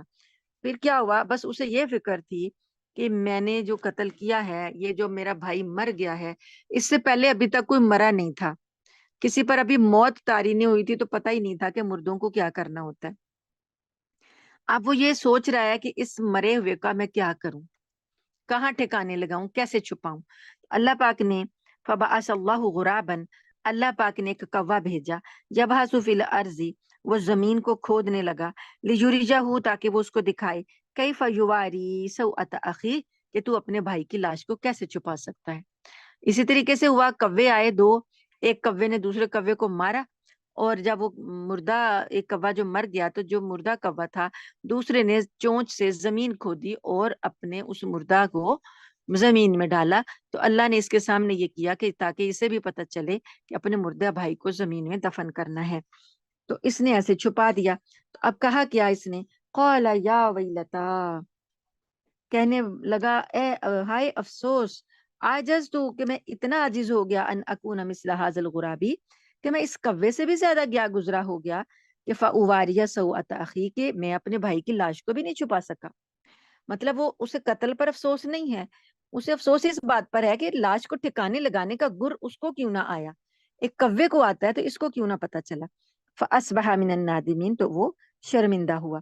من اجل ذالک، اللہ پاک فرماتے اسی وجہ سے، کتبنا علی بنی اسرائیل، ہم نے بنی اسرائیل کے لیے لکھ دیا، انہ من قتل نفسا بغیر نفس، کہ جو کوئی کسی جان کو بغیر جان کے قتل کرے گا، او فساد فی الارض، یا زمین میں فساد کے بغیر قتل کر دے، فکأنما قتل الناس جميعا، تو گویا کہ اس نے پوری انسانیت کو قتل کر دیا. اللہ پاک فرماتے ہیں کہ یہ قتل اتنا بڑا گھناؤنا جرم ہے کہ ہم نے بنی اسرائیل کے لیے یہ حکم دے دیا کہ کوئی بھی اگر کوئی شخص کسی شخص کو مارے گا، قتل کرے گا بغیر اس کے حق کے، یا اس نے فساد نہیں پھیلایا، یا اس نے کسی کو قتل نہیں کیا، تو اب اگر اس کو بغیر کسی وجہ کے قتل کر دے گا تو گویا اس نے ساری انسانیت کا قتل کر دیا. ومن احیاہا، اور جو کوئی کسی ایک انسان کو زندگی دے گا، فکأنما احیا الناس جميعا، تو گویا کہ اس نے تمام انسانوں کو زندگی دے دی. یہ ہے کہ ہمارے ہاں بھی اللہ نے شریعت محمدی میں بھی یہی حکم دیا، ایک انسانی جان کا تحفظ جو ہے وہ ایسے ہے جیسے آپ نے ساری انسانیت کو بچا لیا. یہ بنی اسرائیل پر لازم تھا، اور یہ کہتے ہیں کہ ہمارے لیے تو جائز ہے، ہم جس کو مرضی قتل کر دیں، اور یہ دن رات فلسطینیوں کا قتل کیے جا رہے ہیں، اور وہ چاہ رہے ہیں کہ ان کا کوئی بچہ بھی نہ بچے، ان کی کوئی آبادی بھی نہ بچے، ان کی کوئی مسجد بھی نہ بچے، ان کا خاتمہ زمین سے کر دیں. تو اللہ تعالیٰ تو فرماتے ہیں کہ ہم نے ان کو یہ کہا تھا کہ کوئی ایک جان بھی قتل کرو گے تو گویا تمام انسانیت کا قتل ہو جائے گا. تو تم لوگ ان کے کس یہ حکم کی نافرمانی کر رہے ہیں؟ یہ انسانوں کی جان کو کچھ سمجھ ہی نہیں رہے اور ملیا میٹ کیے جا رہے ہیں. تو یہ احکام ان کی کتابوں میں موجود ہیں، لیکن انہوں نے ساروں کو چھوڑ کر اپنے الگ سے ہی بنا لیے اور کہا ہے کہ جینے کا حق صرف ہمیں ہے، یہودیوں کو ہے، اور زمین پہ کوئی بھی نہیں جی سکتا. اللہ پاک نے یہ احکامات جو ہمیں دیے، اس طرح سے کسی کی زندگی بچانے کے لیے تو اللہ نے حرام چیزوں کو بھی حلال کر دیا. حرام چیز ہے، مردار حرام ہے، سور حرام ہے، اور خون حرام ہے، لیکن جان بچانے کے لیے اللہ نے تو اس کی بھی اجازت دے دی. انسانی جان کتنی محترم ہے. نبی کریم صلی اللہ علیہ وآلہ وسلم نے فرمایا تھا کہ ایک انسانی جان ایسے ہی محترم ہے جیسے یہ گھر اللہ کا، جیسے یہ حج کا دن، جیسے یہ سرزمین، یہ ساری محترم ہے، ایسے ہی انسانی جان بھی محترم ہے. بلکہ اس سے بھی بڑھ کر اللہ پاک نے کہا فتنے کو ختم کرنے کے لیے، وہاں اگر حدود حرم میں بھی کسی کو وہاں پر بھی فتنے کو ختم کرنے کے لیے وہاں پر بھی کوئی اقدام کرنے پڑے تو کیے جائیں گے. تو یہ انسانی جان کا احترام ہے. اسی طریقے سے یہ جو ہمارے ہاں ڈاکٹرز ہیں، ڈاکٹرز کسی ایک جان کو بچاتے ہیں تو اللہ پاک ان کو ساری انسانیت جتنا ثواب دیتے ہیں. وَلَقَدْ جَاءَتْهُمْ رُسُلُنَا بِالْبَيِّنَاتِ، اسی لیے اللہ تعالیٰ فرماتے ہیں اور البتہ تحقیق آئے تھے ان کے پاس ہمارے رسول روشن نشانیاں لے کر. ثُمَّ إِنَّ كَثِيرًا مِّنْهُمْ بَعْدَ ذَلِكَ فِي الْأَرْضِ لَمُسْرِفُونَ، پھر ان میں سے اکثر لوگ جو تھے زمین میں زیادتیاں ہی کرتے رہے. انما جزاء الذین یحاربون اللہ ورسولہ، جو لوگ اللہ اور اس کے رسول سے لڑائی کرتے ہیں، وَيَسْعَوْنَ فِي الْأَرْضِ فَسَادًا، اور زمین میں فساد مچاتے پھرتے ہیں. اَن يُقَتَّلُوا، اللہ فرماتے ہیں کہ ان کی سزا یہی ہے کہ انہیں قتل کر ڈالا جائے. او یُسَلَّبُوا، یا انہیں سولی پر چڑھا دیا جائے. او تُقَطَّعَ أَيْدِيهِمْ، یا کاٹ ڈالے جائیں ان کے ہاتھ. وَأَرْجُلُهُمْ، اور ان کے پاؤں. من خلاف، مخالف سمتوں سے. فساد اللہ تعالیٰ کو اتنا ناپسند ہے کہ جو یہ کرے گا اس کی یہ سزا ہے کہ ان کو قتل کر دیا جائے فساد کا خاتمہ کرنے کے لیے، اور یا پھر سولی چڑھا دیا جائے. اور اگر ہاتھ پاؤں کاٹے جائیں تو مخالف، دایاں ہاتھ اور بایاں پاؤں مخالف سمتوں سے کاٹ دی جائیں. یعنی نوعیت پر ہے، کس قسم کا فساد ہے اس کی نوعیت پر سزا دی جائے گی. او ينفع من الارض، یا انہیں زمین سے جلا وطن کر دیا جائے، اس زمین سے ہی نکال دیا جائے. ذالک لہم خزی فی الدنیا، یہ تو دنیا کی رسوائی ہے. وَلَهُمْ فِي الْآخِرَةِ عَذَابٌ عَظِيمٌ، اور آخرت کا عذاب تو بہت بڑا ہے. إِلَّا الَّذِينَ تَابُوا، مگر وہ لوگ جنہوں نے توبہ کر لی، من قبل، اس سے پہلے، ان تقدروا علیہم، اس سے پہلے کہ تم ان پر قدرت پاؤ، ان کو قابو کرو. یعنی حکومت ہے، وہ قانون بنا رہی ہے، لیکن ابھی اس کے قانون کی گرفت میں کچھ لوگ نہیں آئے، اور انہوں نے پہلے یہ ظلم وغیرہ کیے تھے، اب انہوں نے توبہ کر لی، اصلاح کر لی، تو اللہ تعالیٰ ان کو، اللہ تعالیٰ فرماتے ہیں فَاعْلَمُوا أَنَّ اللَّهَ غَفُورٌ رَحِيمٌ، تو جان لو کہ بے شک اللہ بخشنے والا، رحم کرنے والا ہے. لیکن جب وہ گرفت میں آ جائیں گے، پھر حکومت جو ہے وہ، یا جو قاضی ہے، جج ہے، جو بھی صاحب اختیار ہیں، وہ ان کو معاف کرنے کا اختیار نہیں رکھتے. جب تک وہ گرفت میں نہیں ہیں اور وہ ذاتی طور پر توبہ کر لیتے ہیں اور بچ جاتے ہیں اور اللہ کے ساتھ اپنا معاملہ درست کر لیتے ہیں، تو اللہ ان کو معاف کر دے گا. لیکن حکومت جب اس کا جو ذمہ ہے، اگر وہ اس کی گرفت میں آ جاتے ہیں تو وہ معاف کرنے کا اختیار نہیں رکھتی. اس کے بعد ہے آیت نمبر 35، یا ایھا الذین آمنو، اے لوگ جو ایمان لائے ہو، اتقوا اللہ، اللہ سے تقوی کرو، اللہ سے ڈرو. وابتغوا الیہ الوسیلۃ، اور اس کی طرف وسیلہ تلاش کرو، یعنی اللہ کی رضامندی تلاش کرنے کے لیے، پہنچنے کے لیے وسیلے، مطلب راستے ڈھونڈو، کیسے کیسے ہم اللہ کو راضی کر سکتے ہیں. وجاہدوا فی سبیلہ، اور اللہ کے راستے میں جہاد کرو.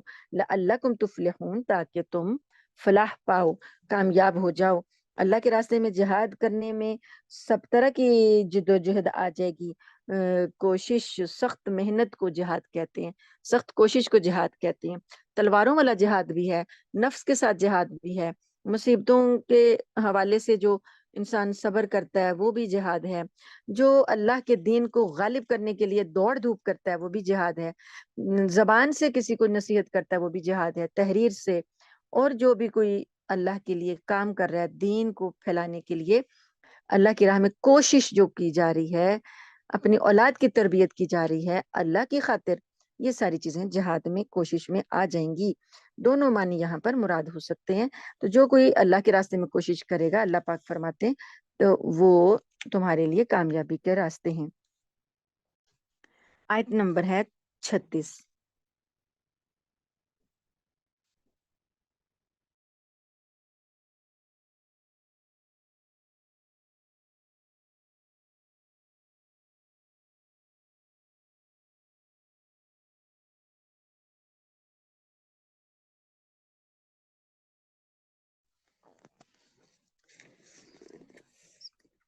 ان الذین کفروا لو ان لهم ما فی الارض جمیعا، یقین رکھو کہ جن لوگوں نے کفر اپنا لیا، اگر ان کے لیے ہو زمین میں سب کچھ، وَمِثْلَهُ مَعَهُ، اور اسی کی مانند اور بھی، یعنی زمین بھر کے، ساری زمین بھر کے سامان کی ہو اور اتنی ہی اور بھی ہو، تو لِيَفْتَدُوا، کہ وہ فدیہ دے دیں بھی اس کو، من عذاب یوم القیامت، قیامت کے دن کے عذاب سے، ما تقبل منہم، تو ان سے قبول نہیں کی جائے گی. کافر لوگ جو ہیں کسی بھی قسم کے فدیہ سے دے کر عذاب سے چھوٹ نہیں سکیں گے. وَلَهُمْ عَذَابٌ علیم، اور ان کے لیے دردناک عذاب ہے. یریدون ان یخرجوا من النار، یہ کیا چاہتے ہیں؟ یہ چاہتے ہیں کہ اس وقت یہ کیا چاہیں گے؟ چاہیں گے کہ ان کو آگ سے نکال دیا جائے. وما ہم بخارجین منہا، اللہ پاک فرماتے ہیں نہیں نکل سکیں گے اس میں سے. ولہم عذاب مقیم، اور یہ ان کا عذاب قائم رہنے والا ہوگا، ہمیشہ والا ہوگا. والسارق والسارقۃ، اور چور اور چورنی. فقطعوا پس کاٹ دو، ایدیہما ان دونوں کے ہاتھ، جزاء بما کسبا یہ بدلہ ہے جو انہوں نے کمایا، نکالا من اللہ سزا ہے اللہ کی طرف سے۔ جو مرد چوری کرے اور جو عورت چوری کرے دونوں کی ایک ہی سزا ہے، ہاتھ کاٹنے کی، تو یہ اللہ کی طرف سے سزا ہے۔ واللہ عزیز حکیم اور اللہ تعالی غالب حکمت والا ہے۔ فمن تاب من بعد ظلمہ پس جو کوئی اس ظلم کے بعد توبہ کر لے، واصلح اور اصلاح کر لے، فإن اللہ پس بے شک اللہ یتوب علیہ تو اللہ تعالیٰ اس کی توبہ کو قبول کر لے گا۔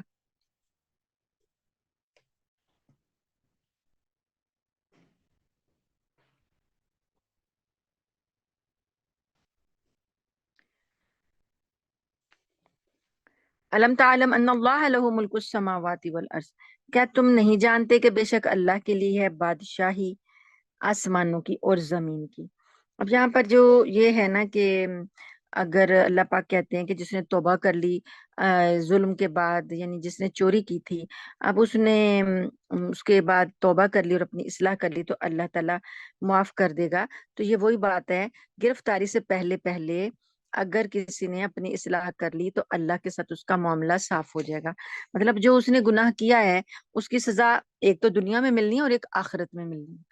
تو اگر کوئی شخص توبہ کر لیتا ہے، اللہ کے ساتھ اپنا معاملہ درست کر لیتا ہے، تو گناہوں کو چھوڑ دیتا ہے، تو اللہ تعالیٰ اب اس کو آخرت میں سزا نہیں دے گا، لیکن دنیا کی سزا جو ہے جو قانون نے دینی ہے، اگر وہ قانون کی گرفت میں آ جاتا ہے، گرفتار ہونے سے پہلے پہلے تو اللہ نے اس کو معاف کر دیا، لیکن جب وہ قانون کی گرفت میں آ جائے گا تو دنیاوی سزائیں پھر اس پر لاگو کی جائیں گی۔ ایسا نہیں ہوگا کہ کوئی شخص گرفتار ہونے کے بعد کہے کہ میں نے اللہ سے معافی مانگ لی ہے تو میری سزا معاف ہو جائے گی، ایسا نہیں ہوگا۔ وہ دنیا کی سزا ہے، اور آخرت کی سزا جو ہے وہ توبہ سے معاف ہوتی ہے، تو توبہ جب تک نہیں کرے گا وہ معاف نہیں ہوگی۔ اور دوسرا ایک جو چوری ہے اور یہ جو ڈاکہ ہے، اس کا ایک یہ بھی حل ہوتا ہے کہ خالی سزا سے ہی یہ معاف نہیں ہوگا، بلکہ جو سامان اس نے چرایا، جو ڈاکہ ڈالا، وہ سامان ان کو واپس کیا جائے گا جن کا تھا، تو تب معاف ہوگا، ورنہ خالی سزا سے معاف نہیں ہوگا۔ آگے اللہ پاک فرماتے ہیں یا ایھا الرسول لا یحزنک الذین یسارعون فی الکفر، اے پیغمبر جو لوگ کفر میں بڑی تیزی دکھا رہے ہیں وہ تمہیں لا یحزن کا غم میں مبتلا نہ کریں، یعنی تم غمگین نہ ہو اس بارے میں کہ یہ اب کفر میں تیزی دکھا رہی ہیں۔ من الذین قالوا آمنا، یہ وہ لوگ ہیں، ایک تو یہ کیا کہتے ہیں کہ ہم ایمان لائے ہیں، بافواہہم اپنے منہ سے تو یہ کہہ دیتے ہیں کہ ہم ایمان لائے ہیں، ولم تؤمن قلوبہم اور ان کے دلوں نے ایمان کو قبول نہیں کیا، ومن الذین ہادوا اور کچھ وہ لوگ ہیں جو یہودی ہوئے، سماعون للکذب یہ بہت زیادہ جھوٹ سنتے ہیں، سماعون لقوم آخرین اور تم دوسرے لوگوں کی باتیں بہت زیادہ تم سنتے ہیں، لم یاتوک جو تمہارے پاس نہیں آئے، یعنی یہ جو یہودی ہیں اور یہ جو منافق ہیں جو منہ سے کہتے ہیں کہ ہم ایمان لے آئے ہیں، دلوں میں ایمان نہیں ہے، تو یہ جھوٹ سنتے ہیں اور جھوٹی باتیں جو ہیں لوگوں کی سنتے ہیں، وہ لوگ جو ابھی آپ کے پاس نہیں آئے ہیں ان کی باتیں سنتے ہیں، یحرفون الکلم من بعد مواضعہ اللہ کے کلام کو اس کی جو جگہ ہے اس سے یہ تحریف کر دیتے ہیں، بدل ڈالتے ہیں۔ تو اب یہ کیا کہتے ہیں، یقولون کہتے ہیں اوتی تم ہاذا فخذوہ تمہیں یہ چیز دی گئی ہے تم اس کو لے لو، وَإِلَّمْ تُؤْتَوْهُ فَاحْذَرُوا اور اگر تمہیں یہ چیز نہ دی جائے تو تم اس سے بچو۔ جو چیز یہ تمہیں دی جائے، یعنی انہوں نے کچھ شرائط لگائیں کہ اگر یہ حکم دیا جائے گا تو ہم اس کو مانیں گے، اور اگر یہ حکم دیا جائے گا تو ہم اس کو نہیں مانیں گے۔ وہ اللہ تعالیٰ نے اس کے بارے میں آگے جو آیت بتائی ہے، آگے جو حصہ ہے، اس کو سمجھنے کے لیے جو پس منظر ہے کہ یہ کیا واقعہ تھا، واقعہ یہ ہوا تھا کہ نبی کریم صلی اللہ علیہ وآلہ وسلم نے میں ایسا ہوا کہ کچھ یہودیوں کا جھگڑا تھا، تو انہوں نے اس امید پر نبی کریم صلی اللہ علیہ وسلم کے پاس لانے کا جھگڑے کا ارادہ کیا کہ آپ ان کا فیصلہ ان کی خواہش کے مطابق کریں گے۔ ایک واقعہ تو اس میں یہ ہوا کہ خیبر کے دو شادی شدہ یہودی مرد اور عورت نے زنا کر لیا، تو سزا جو تھی تورات میں زنا کی یہ تھی کہ مرد اور عورت کو، ایسوں کو، زانیوں کو سنگسار کر کے ہلاک کیا جائے. تو تورات میں یہ سزا موجود تھی، لیکن یہودیوں نے اپنی سزا خود بنائی ہوئی تھی کہ کیا کرتے تھے کہ یہ والی سزا چھوڑ دی تھی سنگسار کرنے والی، اور کرتے تھے کہ منہ کالا کر لیتے تھے ان کا اور انہیں کوڑے لگا دیتے تھے. تو وہ یہ چاہتے تھے کہ نبی کریم صلی اللہ علیہ وآلہ وسلم اس سزا میں بھی کچھ کمی کر دیں گے، تو اس لیے وہ نبی کریم صلی اللہ علیہ وسلم کے پاس آنا چاہتے تھے. اور انہیں یہ لگتا تھا کہ قرآن کے احکامات جو ہیں تورات کے نسبت نرم ہیں، تو وہ اس میں نرمی کر دیں گے. تو اس لیے جب انہوں نے یہ فیصلہ کرانا تھا تو انہوں نے یہودیوں کو کچھ اور کو بھیجا اور مسئلہ بتایا، اور کہنے لگے کہ اگر تو وہ یہ فیصلہ کریں، یعنی جو ہمارے مطابق ہے کہ منہ کالا کر کے کوڑے لگا دیں، تو یہ اگر وہ فیصلہ کریں تو تم مان لینا محمد صلی اللہ علیہ وآلہ وسلم کی بات، اور اگر وہ یہ فیصلہ نہ کریں تو پھر تم ان کی بات نہ ماننا.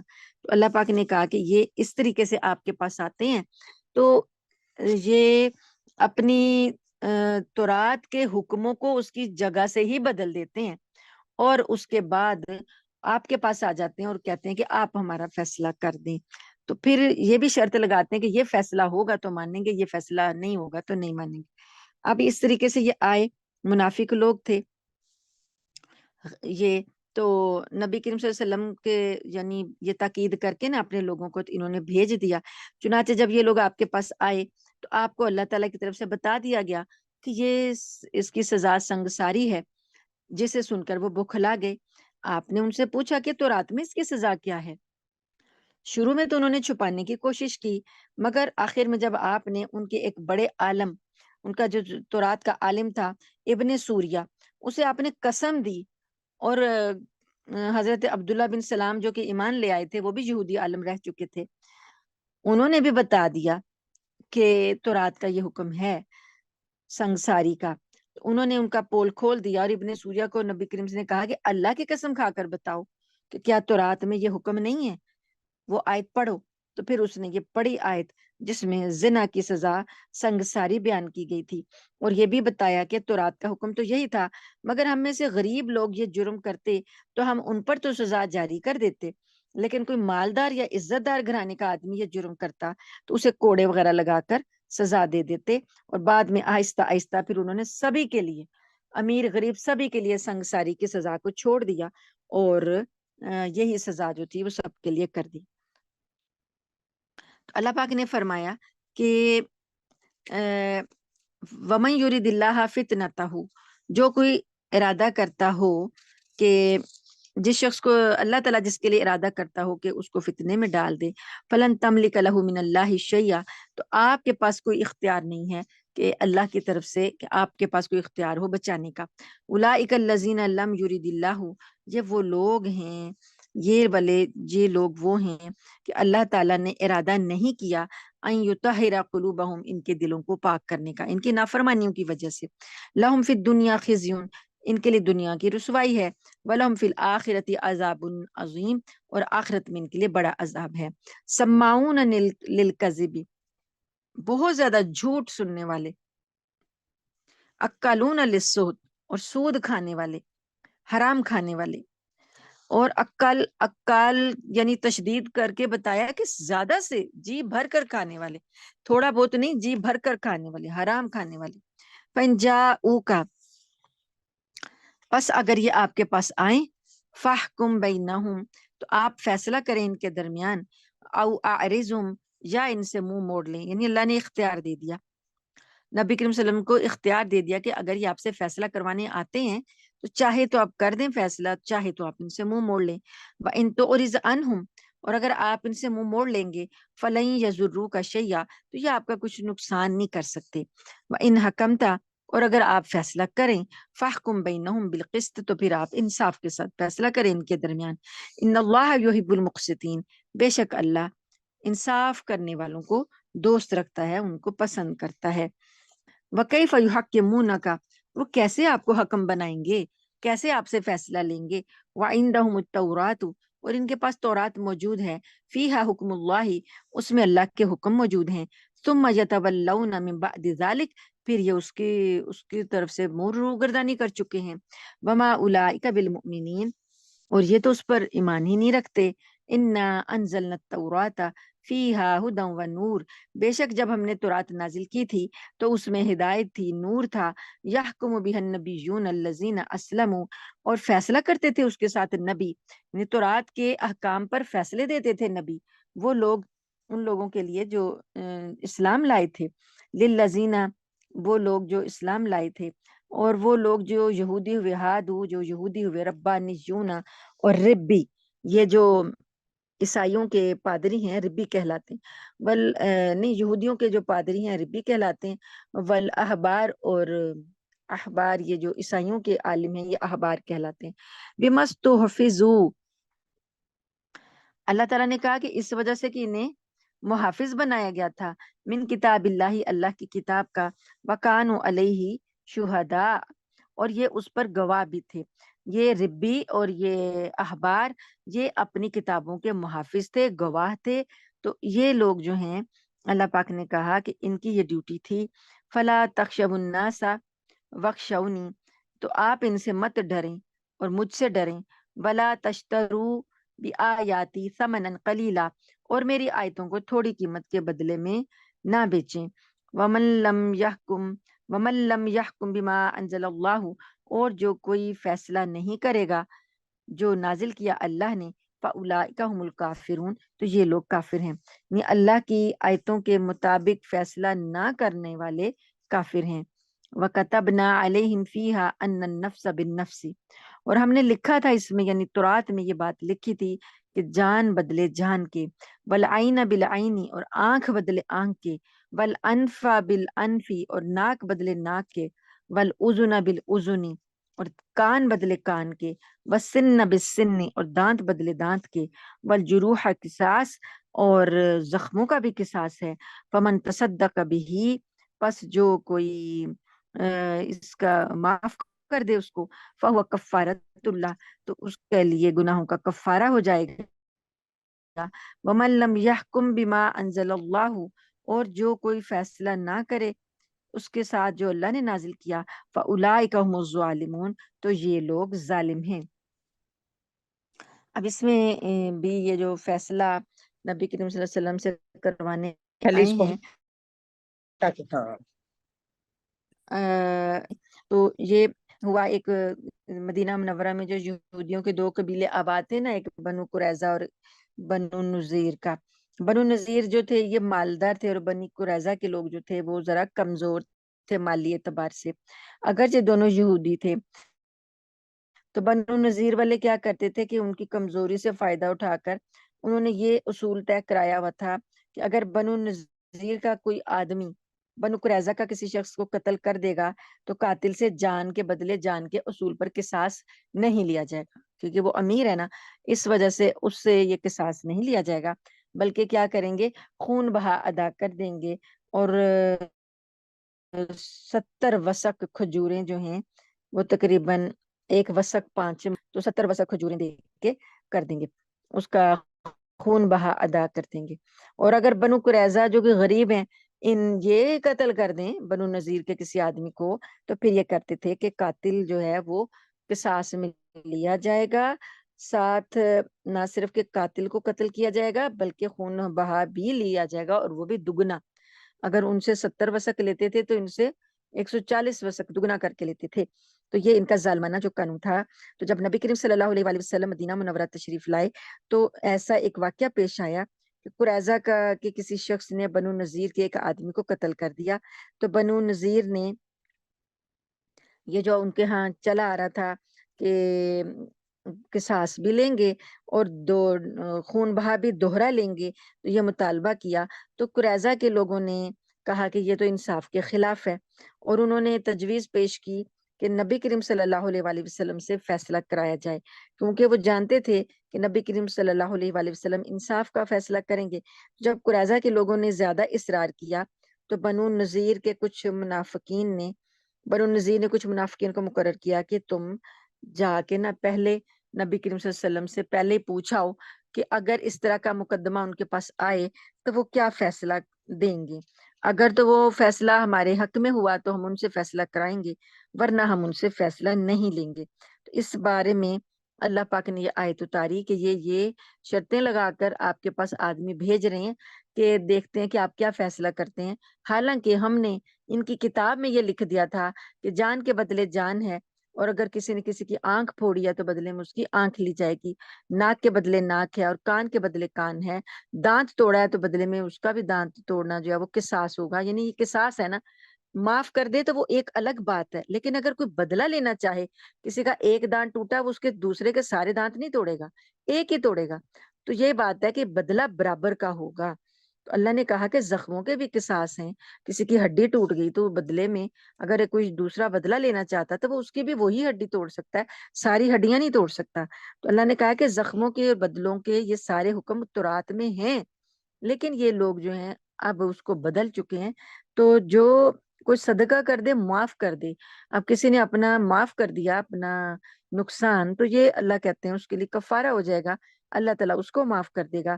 لیکن پھر بھی جو ظلم، جو حکم اللہ نے نازل کیے ہیں جو اس کے مطابق فیصلہ نہیں کرتے یہ لوگ، تو یہ ان کا ظلم ہے.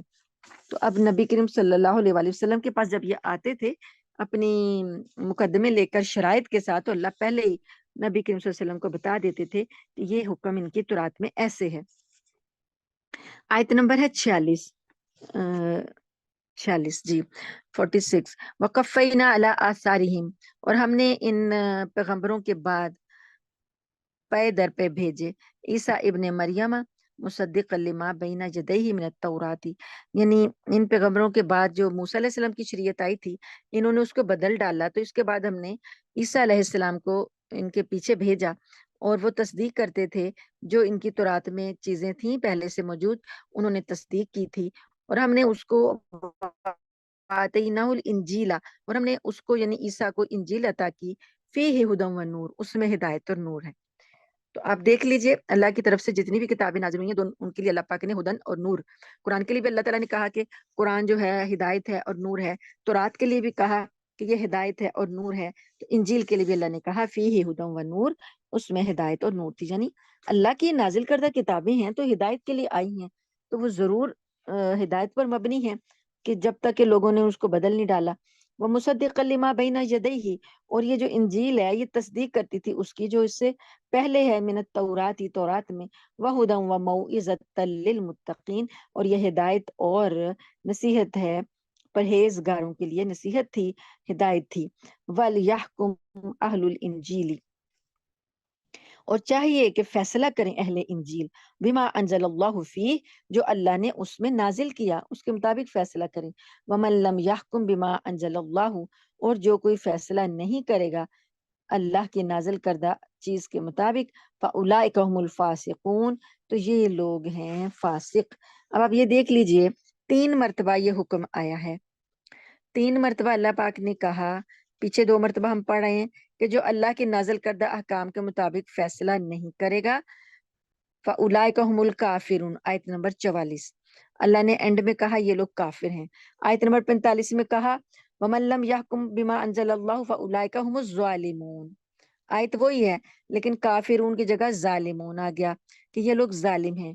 اور آیت نمبر 46 میں اللہ نے کہا کہ 47 میں اللہ نے کہا کہ جو اللہ کے نازل کردہ حکم کے مطابق فیصلہ نہیں کریں گے، فَأُولَئِكَ هُمُ الْفَاسِقُونَ، تو یہ لوگ فاسق ہیں، فاجر ہیں، گناہگار ہیں. وَأَنزَلْنَا إِلَيْكَ الْكِتَابَ بِالْحَقِّ، اور ہم نے نازل کیا آپ کی طرف کتاب کو حق کے ساتھ، مصدقا لما بین یدیہ، یہ کتاب بھی تصدیق کرتی ہے جو اس سے پہلے ہے، من الکتابی، کتاب میں سے جو پہلی کتابیں ہیں، وَمُہَیمِنًا، یہ اور علیہ، اور یہ ان پر نگہبان ہے. یعنی وہ احکام جو یہ لوگ بدل چکے تھے یہ قرآن ان احکام کی بھی نگہبانی کرتا ہے. فَاحْكُمْ بَيْنَهُمْ بِمَا أَنزَلَ اللَّهُ، پس آپ ان کے درمیان فیصلہ کریں جو اللہ نے نازل کیا اس کے ساتھ. وَلَا تَتَّبِعْ أَهْوَاءَهُمْ، اور ان کی خواہشات کی پیروی نہ کریں. أَمَّا جَاءَكَ مِنَ الْحَقِّ، یہ اس باوجود یہ کہ آپ کے پاس حق آ گیا ہے. لِكُلٍّ جَعَلْنَا مِنْكُمْ شِرْعَةً وَمِنْهَاجًا، تمہارے میں سے ہم نے ہر ایک کے لیے ایک شریعت اور ایک چلنے کا راستہ نازل کیا ہے، مقرر کیا ہے. یعنی جتنی قومیں آئی ہیں تم میں سے ہر ایک کے لیے ہم نے کوئی نہ کوئی شریعت اور چلنے کے راستے جو ہیں وہ نازل کیے ہیں. وَلَوْ شَاءَ اللَّهُ لَجَعَلَكُمْ أُمَّةً وَاحِدَةً، اور اگر اللہ تعالیٰ چاہتا تو تم سب کو ایک ہی امت بنا دیتا. وَلَٰكِن لِيَبْلُوَكُمْ، لیکن وہ تم کو آزمانا چاہتا ہے. فی ما آتاکم، جو کچھ اس نے تم کو دیا ہے. فاستبقوا الخیرات، تو پس تم نیکیوں میں ایک دوسرے سے آگے بڑھنے کی کوشش کرو. الی اللہ مرجعکم، اللہ ہی کی طرف تمہارا لوٹنا ہے. جمیعاً، سب کا، یعنی کوئی یہودی ہے، کوئی عیسائی ہے، کوئی تورات کو ماننے والا، انجیل کو ماننے والا، اسلام کو ماننے والا، یہ سارے قرآن کو ماننے والے، ان سب نے لوٹ کر آخر اللہ ہی کی طرف تم سب نے جانا ہے. فَيُنَبِّئُكُم، پس وہ تمہیں خبر دے گا. بِمَا كُنتُمْ فِيهِ تَخْتَلِفُونَ، جس چیز میں تم اختلاف کرتے تھے دنیا میں، تو وہ پھر آخرت میں تمہیں اس کی خبر دے گا. وَأَنِحْكُمْ بَيْنَهُمْ بِمَا أَنزَلَ اللَّهُ، اور یہ کہ تم فیصلہ کرو ان کے درمیان جو نازل کیا اللہ نے. ولا تتبع اهواءهم، اور ان کی خواہشات کی پیروی نہ کرنا. واحذرهم، اور ان سے بچ کے رہنا. ان یفتنوک، یہ کہ کہیں تمہیں یہ فتنے میں نہ ڈال دیں. ام بعض ما انزل اللہ الیک، اس چیز کے بارے میں جو اللہ نے تمہاری طرف نازل کیا. یعنی یہ لوگ آپ کو اپنی نازل کردہ چیزوں میں الجھا کے کہیں آپ کو فتنے میں نہ ڈال دیں. تو ان کی خواہشات کی پیروی نہ کرنا. فَإِن تَوَلَّوْا، پس اگر یہ منہ موڑ لیں. فَعْلَمْ، تو جان لو. أَنَّمَا يُرِيدُ اللَّهُ، کہ بے شک اللہ تعالیٰ چاہتا ہے. أَن يُصِيبَهُم بِبَعْضِ ذُنُوبِهِمْ، کہ اللہ تعالیٰ ان کے گناہوں کی مصیبت میں ان کو مبتلا کر دے. وَإِنَّا كَثِيرًا مِّنَ النَّاسِ لَفَاسِقُونَ، اور ان میں سے بہت سے لوگ فاسق ہیں. أَفَحُكْمُ الْجَاهِلِيَّةِ يَبْغُونَ، بھلا کیا یہ جاہلیت کا فیصلہ کرنا چاہتے ہیں. وَمَنْ أَحْسَنُ مِنَ اللَّهِ حُكْمًا، اور اللہ سے بڑھ کر کون زیادہ اچھا حکم دے سکتا ہے. لِقَوْمٍ يُوقِنُونَ، یقین رکھنے والی قوم کے لیے. یعنی اگر کسی قوم کا یقین ہے تو سب سے اچھا فیصلہ یا حکم سے مراد فیصلہ ہے.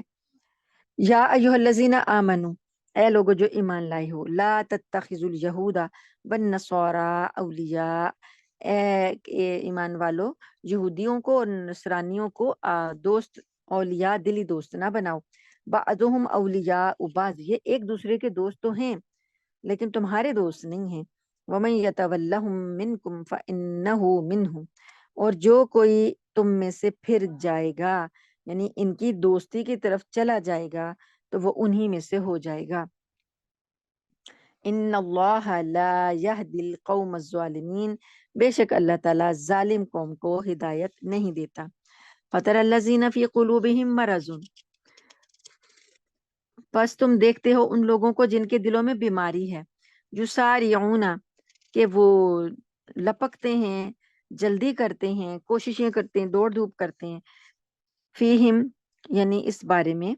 یقولون، کہتے ہیں. نخشا ان تصیبنا دائرہ، وہ کہتے ہیں کہ ہمیں ڈر لگتا ہے کہ کہیں ہم پر کوئی مصیبت کا چکر نہ آ پڑے. یعنی زمانے کی گردش جو ہے وہ ان کو کسی مصیبت میں مبتلا نہ کر دے. فَعَسَى اللَّهُ أَن يَأْتِيَ بِالْفَتْحِ، تو اللہ تعالیٰ فرماتے ہیں کہ ممکن ہے کہ اللہ تعالیٰ تمہارے پاس فتح لے آئے. او امر من عنده، یا اپنی طرف سے کوئی ایسا حکم لے آئے. فَيُصْبِحُوا عَلَى مَا أَسَرُّوا، پھر یہ ہو جائیں جو انہوں نے اپنے جی میں چھپایا ہوا ہے. نادمین، پشیمان. اپنے دلوں میں انہوں نے کیا بات چھپائی ہوئی تھی؟ یہ چاہتے تھے کہ نبی کریم صلی اللہ علیہ وآلہ وسلم کے ساتھ ہم جہاد نہ کریں، ہمیں جانا نہ پڑے، جان کی مال کی قربانی دینے سے یہ ڈرتے تھے. تو یہ نبی کریم صلی اللہ علیہ وسلم کے ساتھ بھی منافقت کی وجہ سے ان کی محفلوں میں بھی آتے تھے اور سازشوں میں بھی شریک رہتے تھے جو یہود اور نصارہ ہر وقت گھل مل کر کرتے تھے. تو جب ان سے یہ کہا جاتا تھا تو یہ کہتے تھے ہم ان کے ساتھ اس لیے ملتے ہیں کہ کل کو ہم پر کوئی زمانے کی گردش پڑے تو چلو ہمارا کوئی تو ہوگا نا ساتھی. اور پھر اللہ پاک فرماتے ہیں جب اللہ تعالیٰ تم لوگوں کو فتح دے دیتا ہے تو یہ شرمندہ ہوتے ہیں اپنے دلوں میں، اور وہ باتیں جو انہوں نے چھپائی ہوتی ہیں نا، یہ کیا سوچ رہے تھے مسلمانوں کے بارے میں، تو مسلمانوں کو تو فتح ہو گئی، پھر یہ نادم ہوتے ہیں۔ وَيَقُولُ الَّذِينَ آمَنُوا، اور کہا ان لوگوں نے جو ایمان لائے ہیں،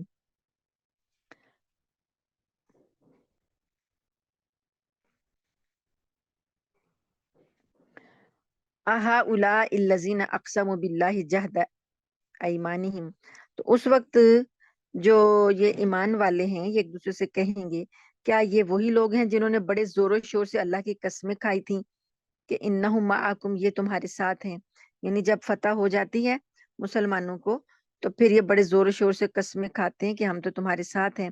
حبطت اعمالہم، اللہ فرماتے ہیں کہ ان کے اعمال ضائع ہو گئے، فاصبحوا خاسرین، تو یہ گھاٹا پانے والے ہو گئے۔ یا ایھا الذین آمنو، اے لوگو جو ایمان لائے ہو، من یرتد منکم، جو کوئی پھر جائے گا، ارتداد پھر جانا، پھر جائے گا تم میں سے، عن دین ہی، اپنے دین سے، یعنی اپنا دین چھوڑ کر واپس چلا جائے گا پرانے دین میں، فسوف یأتی اللہ، تو اللہ تعالیٰ لائے گا، بقوم، ایسی قوم کو، یحبہم، جو کہ وہ ان سے محبت کرتا ہوگا، ویحبونہ، اور وہ قوم اللہ سے محبت کرتی ہوگی، اذلۃ علی المؤمنین، یہ لوگ جو ہیں مومنوں سے کے لیے نرم ہوں گے، عزت علی الکافرین، اور کافروں پر یہ لوگ سخت ہوں گے، یجاہدون فی سبیل اللہ، یہ جہاد کریں گے اللہ کے راستے میں، ولا یخافون لومۃ لائم، اور یہ کسی ملامت کرنے والے کی ملامت سے نہیں ڈریں گے، ذالک فضل اللہ یؤتیہ من یشاء، یہ اللہ کا فضل ہے، جس کو چاہتا ہے وہ دیتا ہے، واللہ واسع علیم، اور اللہ وسعت والا جاننے والا ہے۔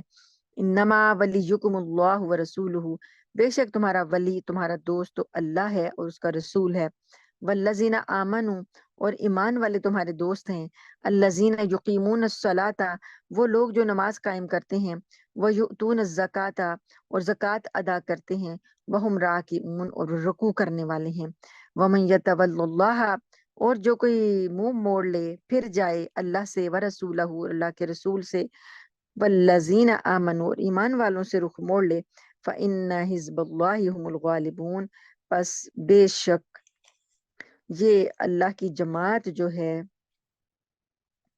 یہ غلبہ پانے والی ہے۔ اب یہاں پر چونکہ اللہ پاک نے ولیکم کہا ہے نا 55 والی آیت میں، تو ولیکم جو کوئی دوست، بے شک اللہ تمہارا دوست ہے، رسول دوست ہے، تو یہاں پہ یتولا جو ہے یہ ولی کے معنوں میں کہ جو کوئی دوست بنا لے اللہ کو اور اس کے رسول کو اور ایمان والوں کو، تو یہ ہیں حزب اللہ، یہ اللہ کی جماعت ہے اور یہی غالب آنے والی ہے۔ تو یہ ہیں ہماری آیات 56۔ تو یہاں پر آج ہماری کلاس کا اختتام ہوتا ہے۔ اللہ تعالیٰ سے دعا ہے کہ اللہ تعالیٰ ہمیں ان آیات پر عمل کرنے کی توفیق عطا فرمائے، اور ان کے فہم سے اللہ پاک ہمارے اعمال کو میں بھی تبدیلی اللہ تعالیٰ عطا کریں، اور ہم اللہ کی باتوں پر عمل کرنے والے ہوں۔ جو ہم سے غلطی کوتاہی، زبان کی پھسلن اور انجانے میں کم علمی کی وجہ سے جو غلطی ہوئی، سنانے میں، سننے میں، پڑھنے میں، پڑھانے میں، اللہ تعالیٰ اس سے درگزر فرمائے، آمین ثم آمین، وآخر دعوانا ان الحمد للہ رب العالمین۔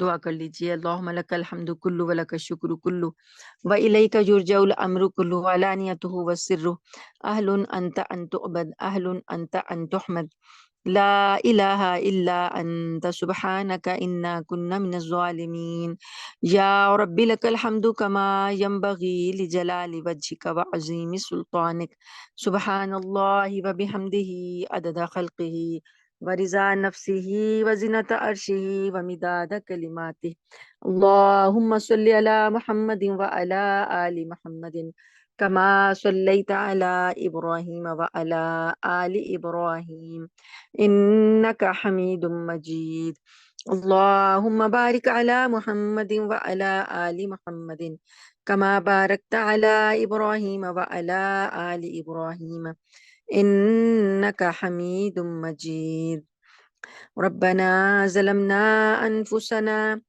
وَإِن لَّمْ تَغْفِرْ لَنَا وَتَرْحَمْنَا لَنَكُونَنَّ مِنَ الْخَاسِرِينَ